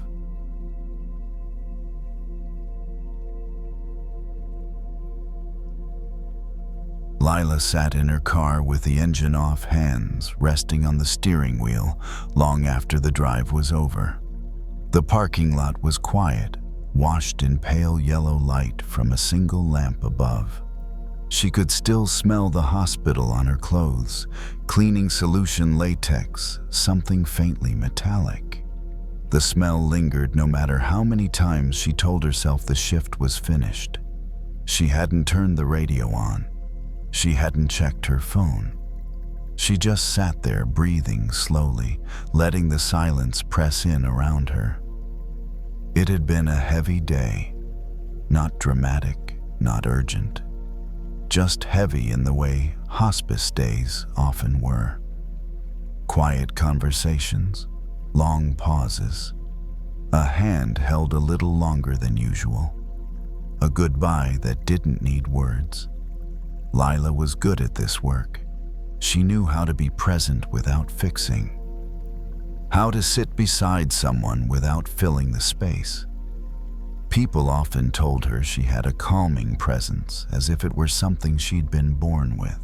They didn't see the weight she carried afterward. She reached for the small towel she kept in the car and wiped her hands, even though they were already clean. It was a habit she'd developed over time, not to remove dirt exactly, but to mark a transition. Work to home, holding to releasing. Still, some days, it didn't feel like enough. Lila leaned back in the seat and closed her eyes. Images from the day drifted through her mind, not sharply, but insistently. A quiet room, a shallow breath, a family member standing in the doorway, unsure where to put their grief. She felt tired in a way sleep didn't always touch. A thought surfaced, one she didn't like but knew well. Why does so much pain pass through me? Not as a complaint, more as a wondering, as if she were trying to understand the cost of caring. Outside the car, the night air had cooled. Somewhere nearby, a sprinkler clicked on water, hissing softly against grass. The sound grounded her, pulling her attention outward for a moment. Lila opened her eyes and looked at her hands again. They were steady, capable, ordinary hands that had done extraordinary things simply by staying. She thought about something she'd learned early on, back when she first started volunteering. An older nurse had said it casually one afternoon while they stood washing their hands side by side. Nothing grows clean, she'd said. Not the good stuff. At the time, Lila hadn't known what to make of it. It sounded like one of those phrases people repeat without thinking. But over the years, the meaning had settled in. She pictured a lotus the way she'd once seen it in a book, blooming above dark water roots, buried deep in thick mud. The image wasn't pretty if you looked too closely at the bottom. But the flower itself wasn't diminished by where it came from. It was shaped by it. Lila exhaled slowly. The idea didn't erase the day. It didn't turn grief into something beautiful. It simply reframed it just enough to keep her from pushing it away. Maybe the mud wasn't a sign she was doing something wrong. Maybe it was the ground she was growing from. She sat there longer than usual, letting that thought rest without arguing with it. She didn't need to believe it fully. She just needed to let it exist alongside the tiredness. When she finally opened the car door, the cool air met her skin. She stepped out and stretched her shoulders, feeling the tightness release slightly. The night sky above was dark, cloudless. No stars visible from this lot. That was okay. Not every place needed to be beautiful. Lila walked toward her building keys, in hand, footsteps slow. With each step, the day felt a little less sticky. Not gone, just less attached. She knew tomorrow would bring more of the same. More quiet endings. More moments she couldn't fix. More weight. But she also knew something else now. Something she'd learned not from books, but from standing where she stood. What grew in her wasn't despite the mud. It was because of it. Inside her apartment, Lila moved slowly, as if the night itself had asked her not to rush. She set her keys down in the same small bowl by the door, hung her jacket on the hook, and slipped off her shoes. The familiar sounds of home settled around her, the soft click of the lamp turning on the distant hum of a refrigerator. The quiet steadiness of a place that asked nothing from her. She washed her hands again at the sink, letting the water run longer than necessary. Not to clean, but to feel. Warmth over skin, movement without effort, She dried them carefully and noticed how her shoulders had dropped without her telling them to. Lila walked into the living room and sat on the couch, feet tucked beneath her. The cushion gave way gently. She leaned back and closed her eyes for a moment, letting the weight of the day settle instead of resisting it. The images returned softer now. Faces, voices, silence. They didn't demand anything. They just passed through like clouds moving slowly across a night sky. She realized something she hadn't always understood when she was younger. That caring didn't mean carrying everything forever, that being open didn't require staying soaked. There was a difference between allowing something to touch you and letting it drown you. The lotus came to her mind again. Not as a picture this time, but as a feeling. The sense of something rising steadily without hurry through thick water. It didn't curse the mud. It didn't rush past it. It simply used it. Lila placed one hand on her chest and felt her breathing steady, quiet, alive. Her heart beat on, unconcerned with the stories she told herself about the day. It just kept going, faithful and patient. She thought about how often people praised strength without understanding what it was made of. How they admired calm without seeing the effort beneath it. How they loved the flower but forgot the soil. But the soil remembered. The mud held everything. The mess, the decay, the nutrients. Without it, there was nothing to rise from. Lila didn't feel lighter exactly. The weight was still there. But it had shifted, settling lower, no longer pressing against her chest. It felt like something she could rest on instead of something she had to fight. She stretched her legs out along the couch and adjusted the blanket over her lap. The fabric was soft, worn just enough to feel familiar. She let her head rest against the cushion and noticed how easily her body fit into the space. Tonight didn't need to be resolved. Nothing needed to be transformed.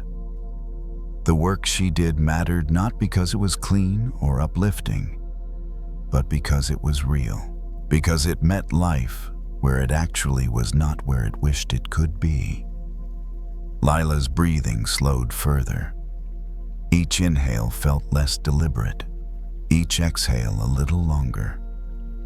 The room grew quieter, or maybe she simply noticed it less.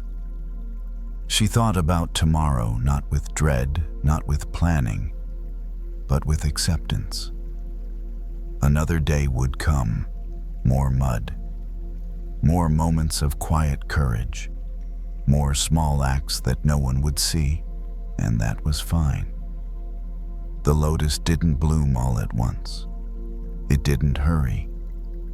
It didn't apologize for where it grew.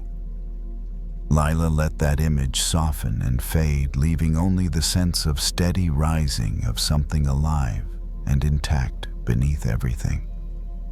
Her eyes stayed closed. The room held her gently. The night did not ask her to be anything other than what she already was. Rooted, breathing, still growing. And for now, that was enough.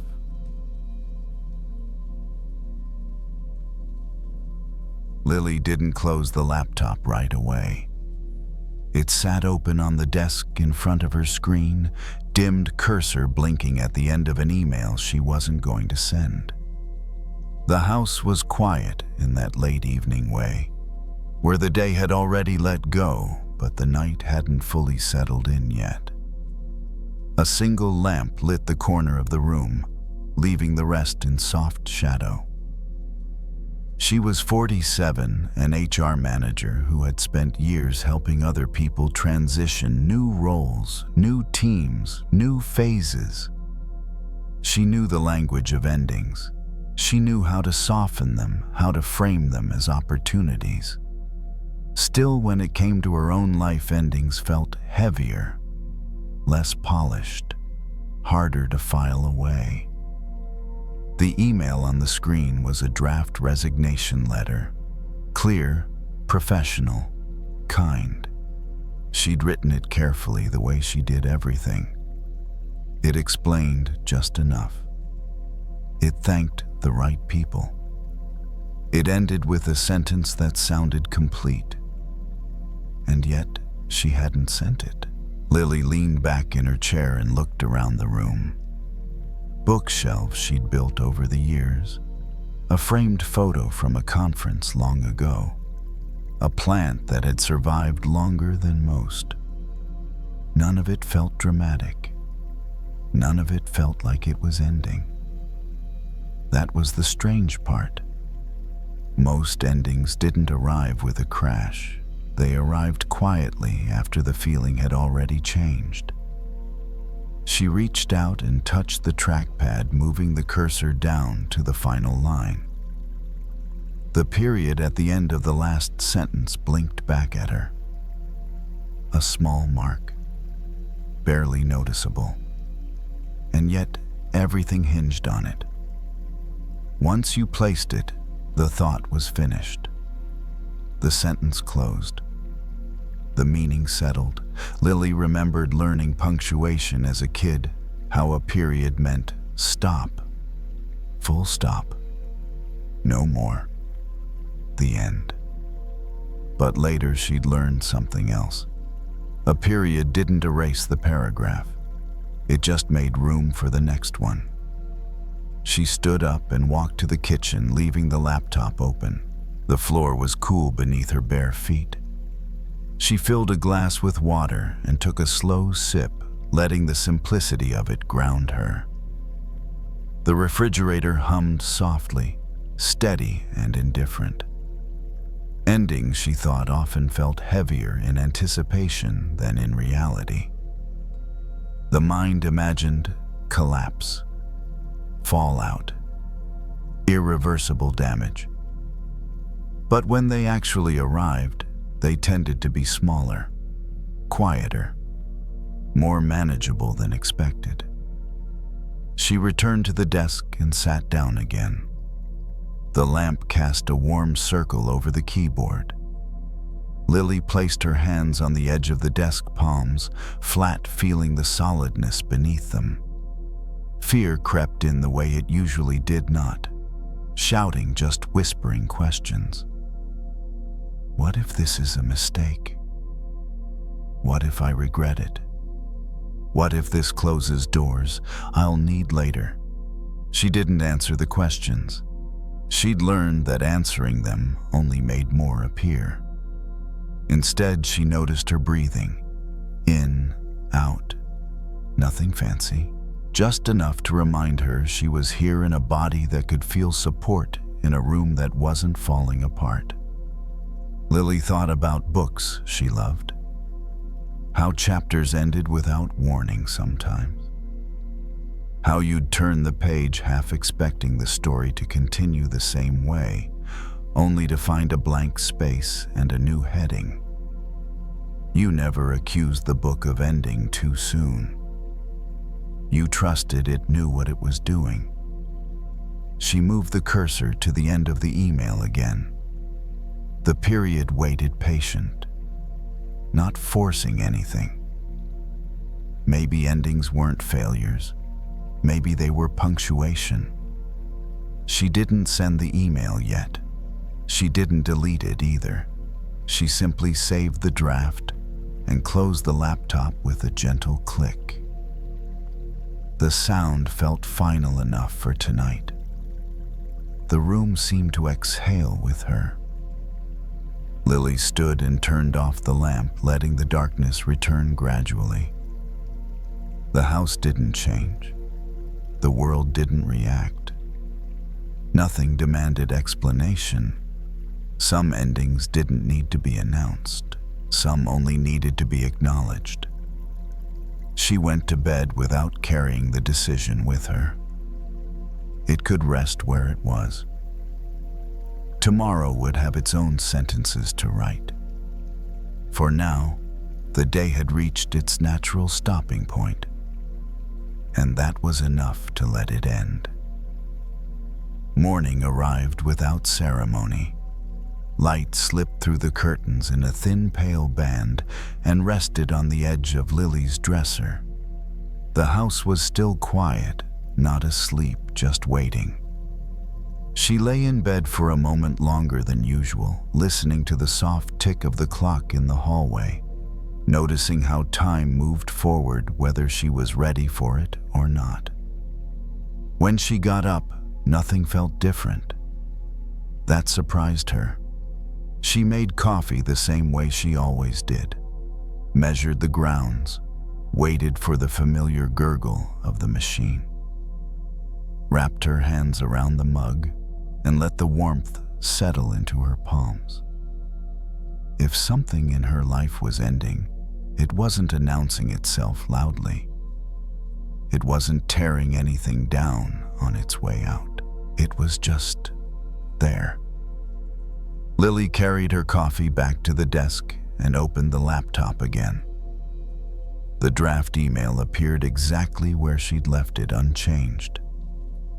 The cursor blinked at the end of the last sentence, the period still in place, small and unassuming. She didn't feel rushed. That was new. Usually, uncertainty made her tense. It pressed her to resolve things quickly, to decide and move on, so she wouldn't have to sit with the discomfort. But this morning, the discomfort felt thinner, more like space than pressure.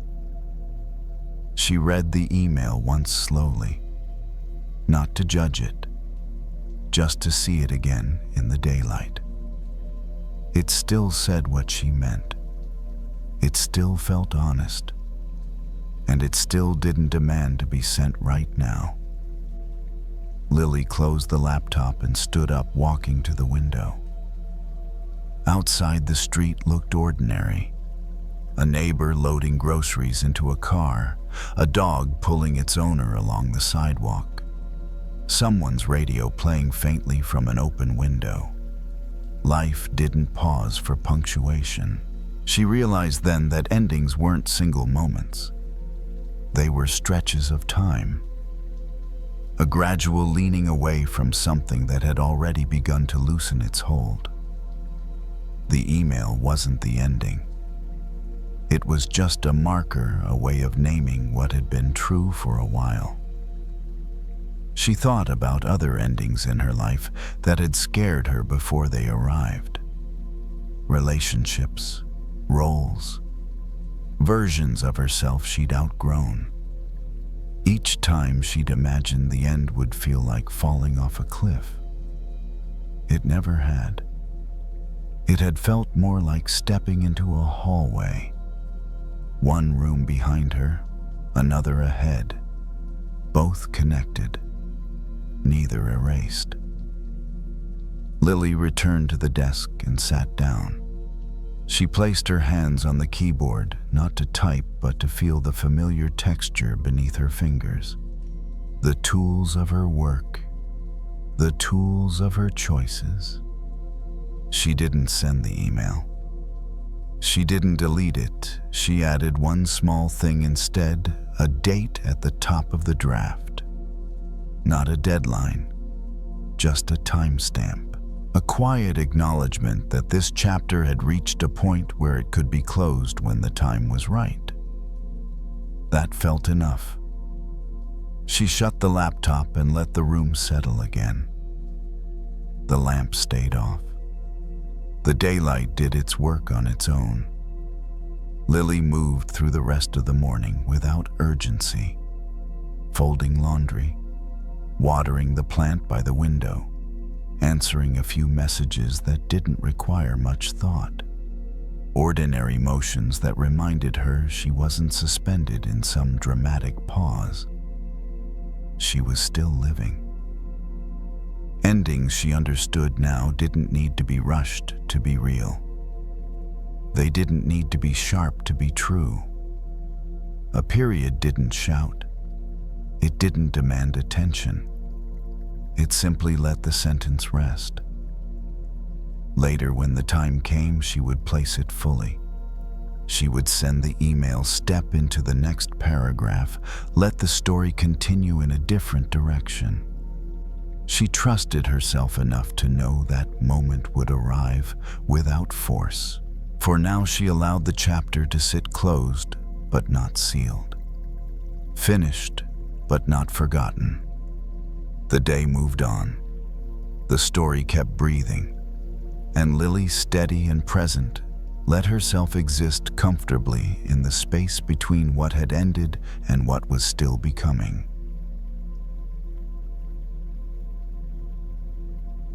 Madison didn't realize she was still angry until she turned the ring light off. The room went dim in a single click, and suddenly there was nowhere for the energy to go. No bright circle of light to perform inside. No screen glow to hold her face together.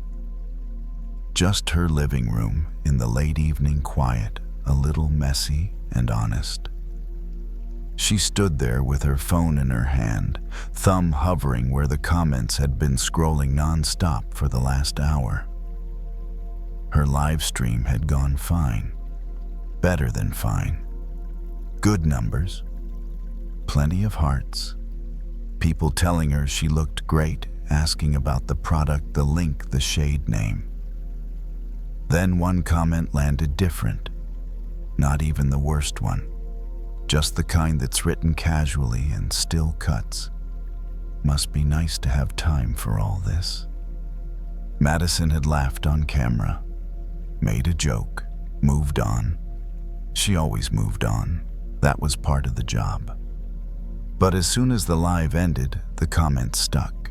Her mind replayed it, turning it into a whole thread of imagined voices. They think I'm lazy. They think this isn't real work. They think I don't deserve what I have. Madison was 27, a full-time creator, and she had learned that the internet didn't just watch you, it projected onto you. People wrote their own stories over your face. They saw 5 minutes and assumed they knew your whole life. Most days, she could handle it. Tonight, it got under her skin. She set the phone down on the couch and walked to the kitchen barefoot on the hardwood. The refrigerator hummed. The sink had a few dishes she'd promised herself she'd handle after the live. The air smelled faintly of vanilla from a candle she'd burned earlier. She filled a glass of water and drank half of it in one go, like her body was trying to cool something down. Anger doesn't always feel like fire. Sometimes it feels like a filter, like someone slid a tinted sheet over your eyes, and suddenly everything looks hostile. The neutral becomes suspicious. The ordinary becomes insulting. Even silence feels like judgment. Madison noticed it when she glanced at the pile of laundry on the chair and felt instantly irritated at herself. Of course I didn't do it. Of course I'm behind.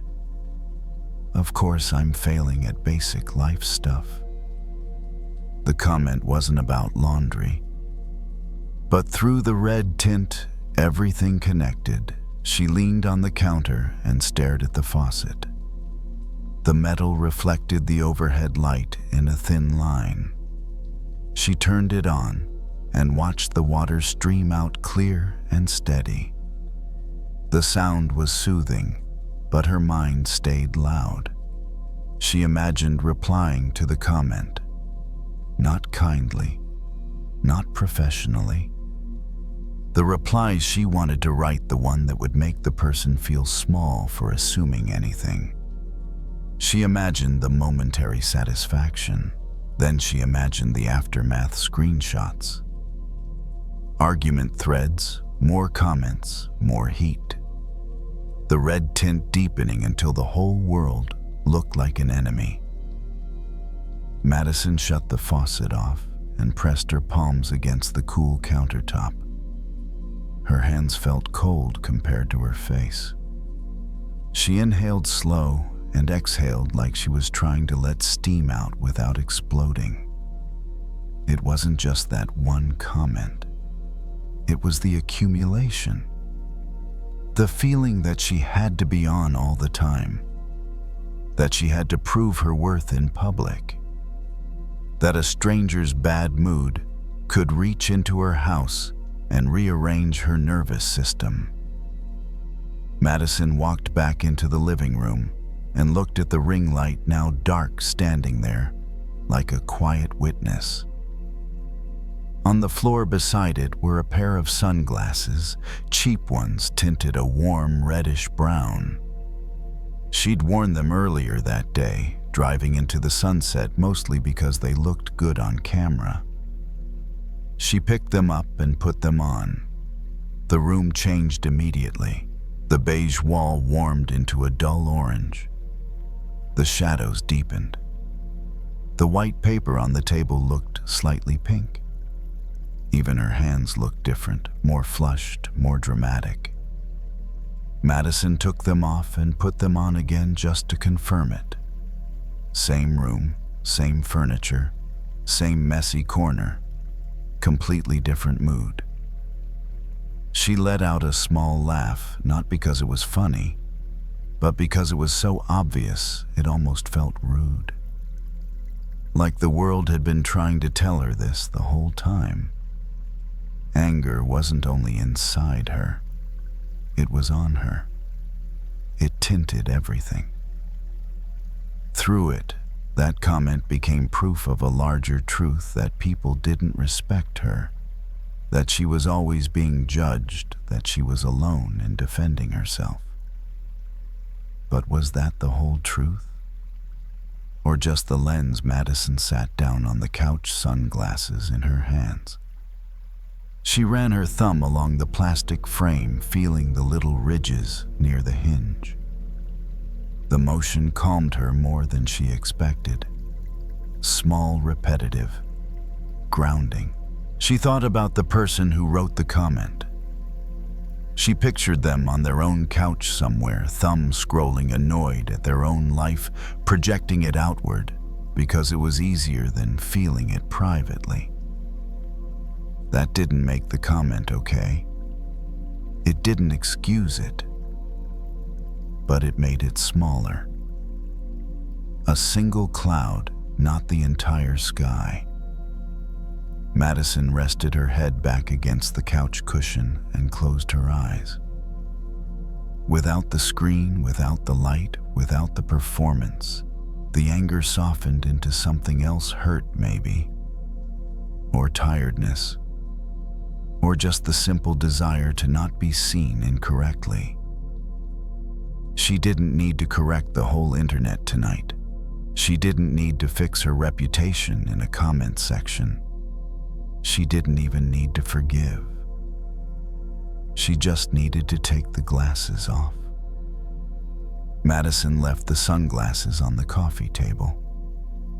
They sat there slightly crooked, one lens catching the light from the lamp, the other in shadow. She noticed how different the room felt without them. Not brighter exactly, just clearer, less charged. The edges of things softened when they weren't being pushed through a filter. She picked up her phone again, almost automatically, then stopped. The screen lit her face for a second before she turned it back over, face down. The comment was still there. She knew that. It hadn't disappeared just because she'd paused, but it also hadn't grown while she wasn't feeding it. Anger needs attention to stay loud. She went to the bedroom and changed into an oversized sweatshirt, something worn and familiar that didn't ask her to look like anything. When she caught her reflection in the mirror, she looked normal. Not curated, not impressive, just herself. The sight surprised her with how comforting it was. Back in the living room, Madison curled up on the couch and pulled the blanket over her legs. The lamp cast a warm circle on the wall. Outside, traffic moved in the distance, the sound low and steady. Her thoughts wandered back to the comment one more time. But it didn't hook the way it had before. It floated by like a line of text without a narrator. She could see it, but it didn't get to explain the world anymore. She thought about how often she lived like that, responding to life through whatever lens was loudest at the moment. Stress tinted her days gray. Comparison tinted them green with envy. Anger tinted them red. None of those lenses were lies, but none of them were the full picture either. Madison stood up and picked up the sunglasses again. She held them in both hands, feeling the lightness of them. Such a small object capable of changing so much. She set them back down deliberately this time, like placing something where it belonged. Not in her face, just nearby. Forgiveness, she realized, didn't mean pretending the comments didn't hurt. It meant not letting them decide the meaning of everything else. It meant taking off the lens before it stained the whole evening.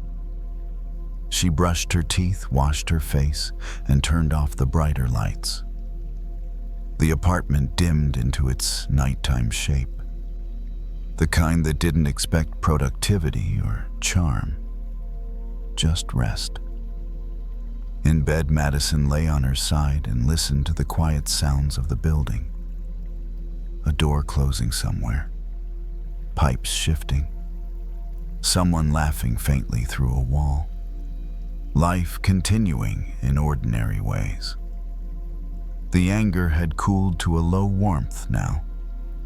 Not gone, just manageable, no longer coloring every thought. She let her breathing slow, one gentle rhythm at a time. In, out, easy.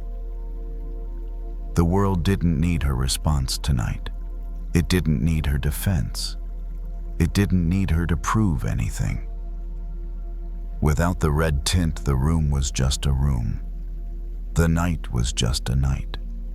And she was just a person allowed to rest without explanation. The sunglasses stayed on the table waiting for another day, and Madison, no longer looking through them, drifted into sleep with her hands unclenched, her thoughts quiet and her vision finally clear enough to let go. Some nights, Grace feels like her room has grown smaller than usual. Not because there's more furniture, but because her mind has brought too many things in at once. Each thought feels like another chair being added, another box stacked until there's barely any space left to stand still and breathe. Grace is 62, a retired librarian. Her bedroom is quiet and orderly, everything in its proper place. But that night, standing in the middle of the room, she feels as if she's squeezed in among thoughts that haven't been set down yet. A phone call she hasn't returned, an old memory that showed up without warning. A vague worry about tomorrow, even though there are no real plans. She isn't panicking. She just feels crowded. She turns on the small lamp by the bed. The warm light spills onto the plain wall, making the space feel closer. Grace sits down in the chair and pulls open the top drawer of the nightstand. It doesn't stick, just makes a soft wooden sound, almost like a greeting. Inside are familiar things, a few old letters, her reading glasses, a small bottle of medicine, a worn hair tie. She isn't trying to clean in the usual sense. Her hands just want to touch something solid, something real. Grace takes each item out and places it on the tabletop slowly. The sound of objects touching wood is very gentle. The room doesn't change. But something inside her begins to shift. There's a letter folded into quarters. She opens it, reads a few familiar lines, then folds it back the same way. No digging, no analyzing, just letting it pass through. She sets the letter aside, not to throw it away, just to stop stacking it on top of everything else. A small space appears in the drawer, very small, but noticeable. Grace realizes the room isn't crowded because of too much stuff. It's crowded because everything is pressed too close together. There's no space between things. And her mind is the same way. The thoughts aren't too heavy, they just don't have room to breathe. She places the glasses back in the drawer, but not snug against the edge like before. She leaves a small gap beside them. Then the medicine bottle. Then the hair tie. Each item is set down with just enough space around it, not touching the others. The drawer looks lighter. Not because there's less in it, but because there's space between things. Grace pauses and looks at the open drawer. She doesn't see order in a perfect sense. She sees space. And in that moment, a very gentle realization lands. Quiet isn't the absence of thoughts. It's the space between them. She closes the drawer. The soft sound of wood again. The room is the same. But inside her, something has opened up. Not a big opening, just enough to take a deeper breath. Grace stands and walks a few slow steps around the room. No rush. She looks at the bed, the chair, the picture on the wall. Everything is familiar. Nothing is asking anything of her. And then she sees it clearly. The room was never too small. She had just been standing too close to her thoughts. She sits on the edge of the bed. The mattress sinks slightly. Grace rests her hands on her thighs and exhales. She doesn't try to make it longer. She just lets the breath finish its path.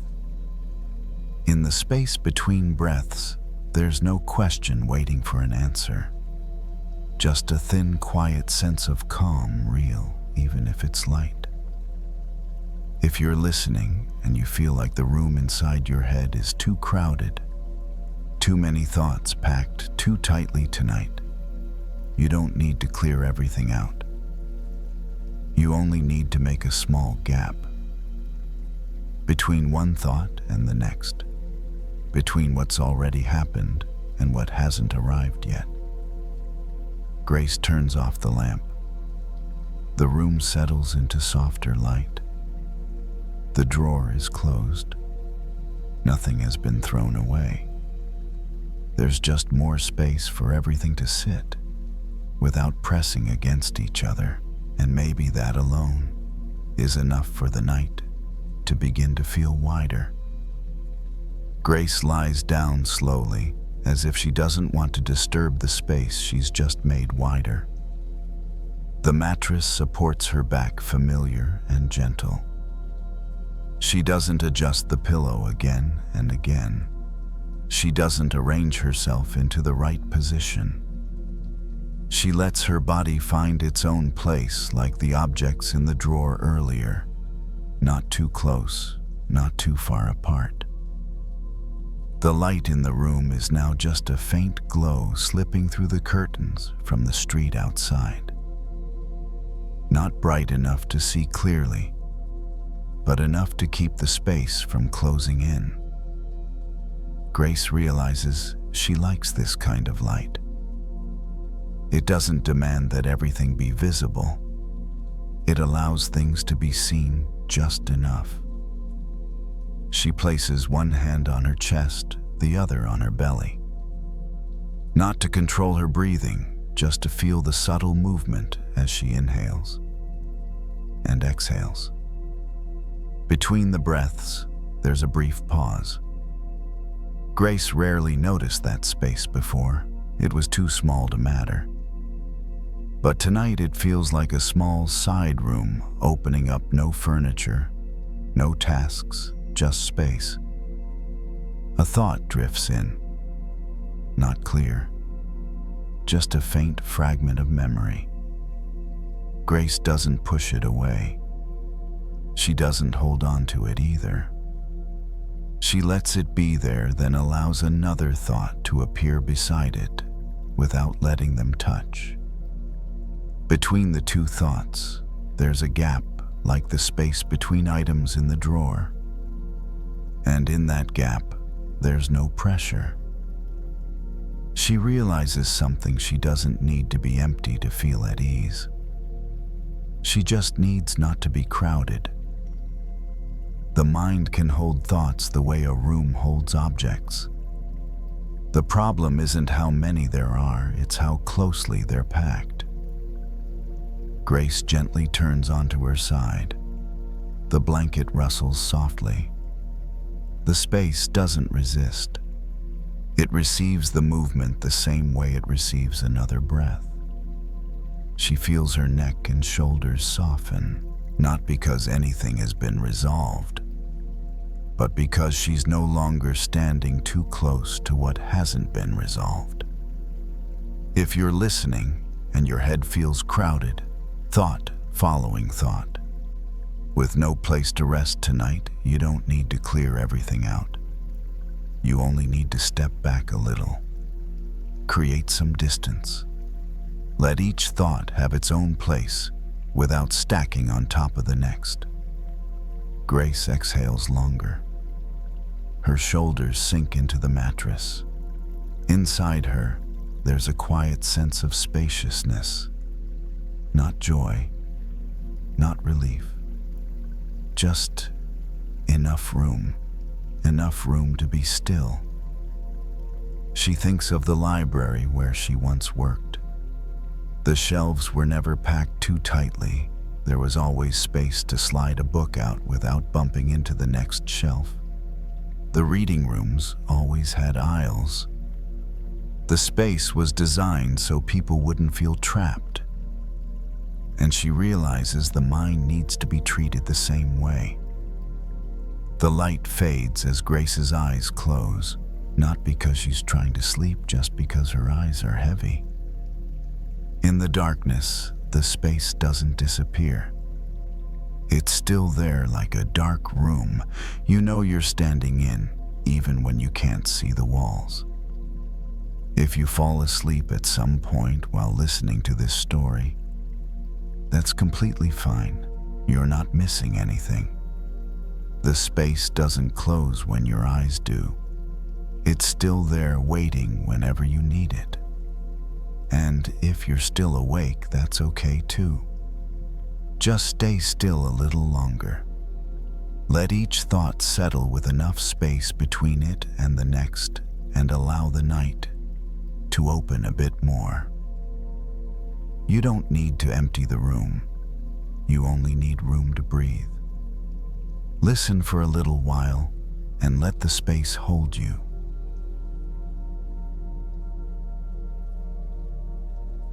The hourglass sits on the shelf by the window.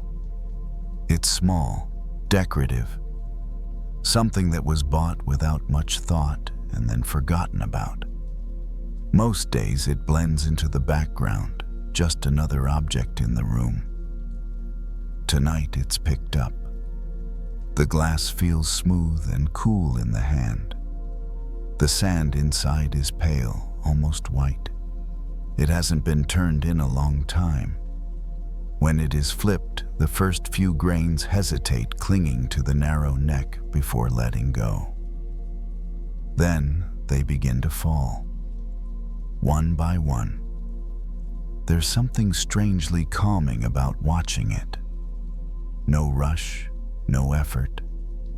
just a quiet, steady movement that doesn't respond to attention. The sand doesn't fall faster because it's watched. It doesn't slow down either. It follows its own pace. The mind, on the other hand, is rarely that patient. Even as the sand begins its descent, thoughts start moving ahead. What happens when it's empty? Should I be doing something while this is happening? How much time does this represent really? The mind is already in the future. That's its habit. It skips over the present without noticing, jumping ahead to what comes next or back to what already happened. Rarely does it stay with what's actually unfolding. The sand continues to fall. A grain drops, then another, then another. Each one completes its journey fully before the next follows. There's no overlap, no stacking, no rushing to catch up. It's impossible to watch all of them at once. The mind resists this simplicity. It wants to count, to measure, to know how long until the bottom fills, how much time is left, what should be done before it runs out. That's when the familiar tension appears. The subtle pressure to get ahead of time instead of living inside it. Overthinking often comes from this exact place. From trying to live more than one moment at once. From carrying the weight of future grains while the current one is still falling. The hourglass doesn't do that. It doesn't worry about the grains that haven't dropped yet. It doesn't regret the ones that already have. It only allows what's passing through right now to pass. There's a shift in posture. The body leans closer, elbows resting on the knees. The sound of the room fades slightly as attention narrows, not in a tense way, but in a curious one. A grain falls. It's barely noticeable on its own, insignificant even. If you looked away for a second, you'd miss it entirely, and yet the entire process depends on it. The mind often dismisses the present moment because it feels too small, too ordinary, not important enough to focus on. It waits for something bigger, more meaningful, more conclusive. But the hourglass doesn't wait. It doesn't skip moments. It doesn't jump ahead. It honors each grain equally, no matter how quiet or unremarkable it is. The sand gathers slowly at the bottom. There's no drama in the accumulation, no announcement when the pile grows higher. It simply happens one grain at a time. The mind notices how hard it usually is to do this. To stay with just one thing, to live one moment without dragging others into it. Another grain falls. The breath follows it unconsciously, lengthening slightly. The shoulders soften. The jaw releases its grip. Nothing has been solved. No decision has been made. No insight has been reached. And yet, there's less urgency. Time doesn't feel like it's running out. It feels like it's passing. That difference matters. The hourglass continues its quiet work. The top chamber empties slowly, steadily. The bottom fills without complaint. There's no effort involved. The mind begins to sense that maybe it doesn't need to carry everything at once. Maybe it only needs to be present for what's falling through right now. Just this grain. Not the next one, not the last one. This one. The sand keeps falling.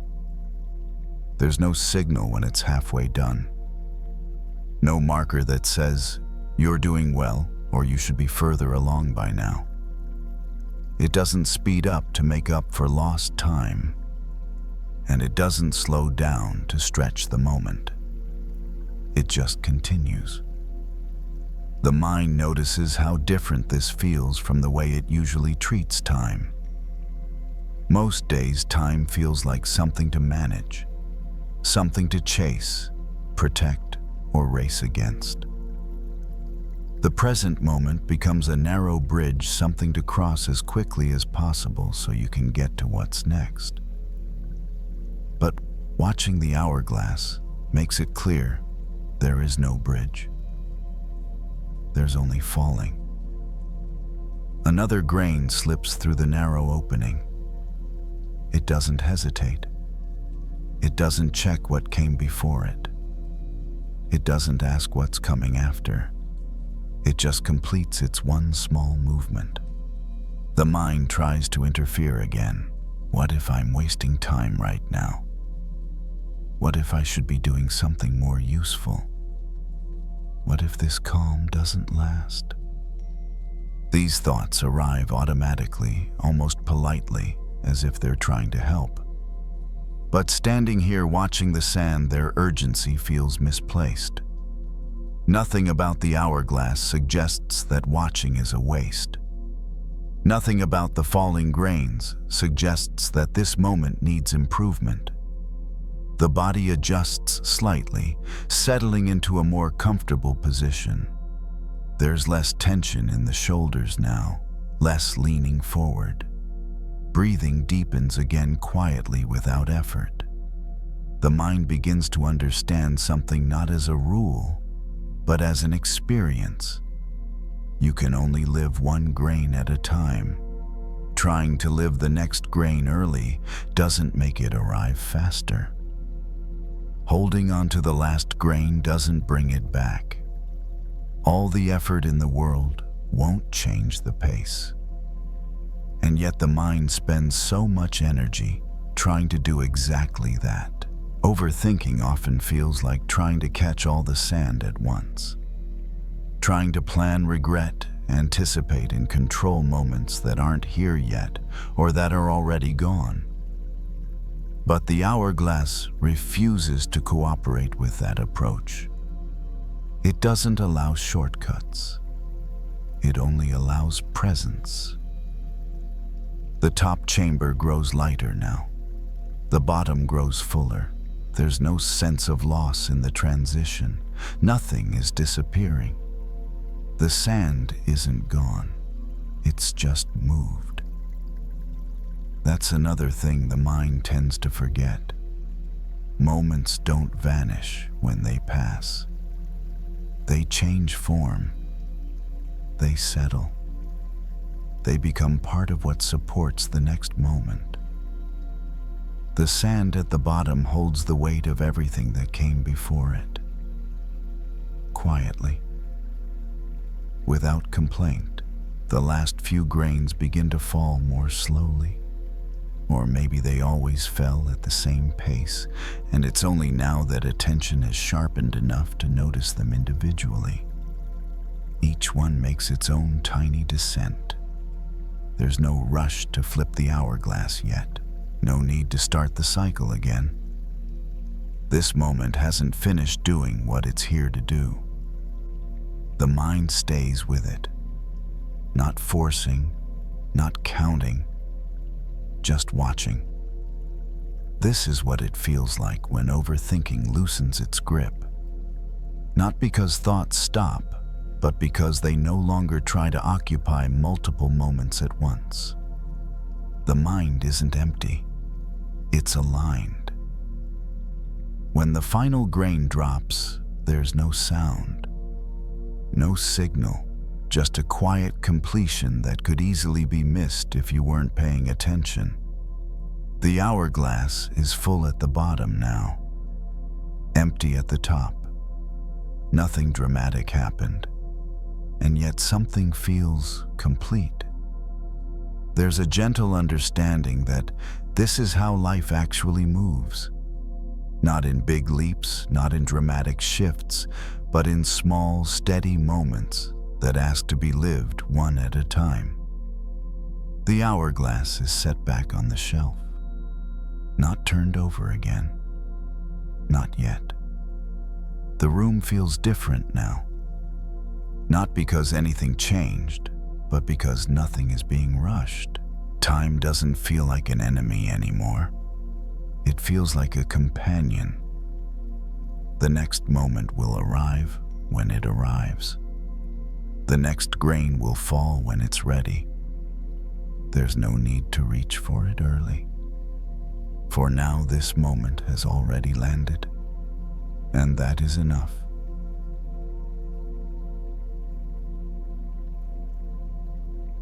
Wherever you are tonight, I'm grateful you chose to spend this quiet time here. If these stories help you rest, you're welcome to subscribe and return whenever you need a gentle place to land. And now, you don't need to do anything more. Let the night hold what you can't carry. And if sleep comes, let it come.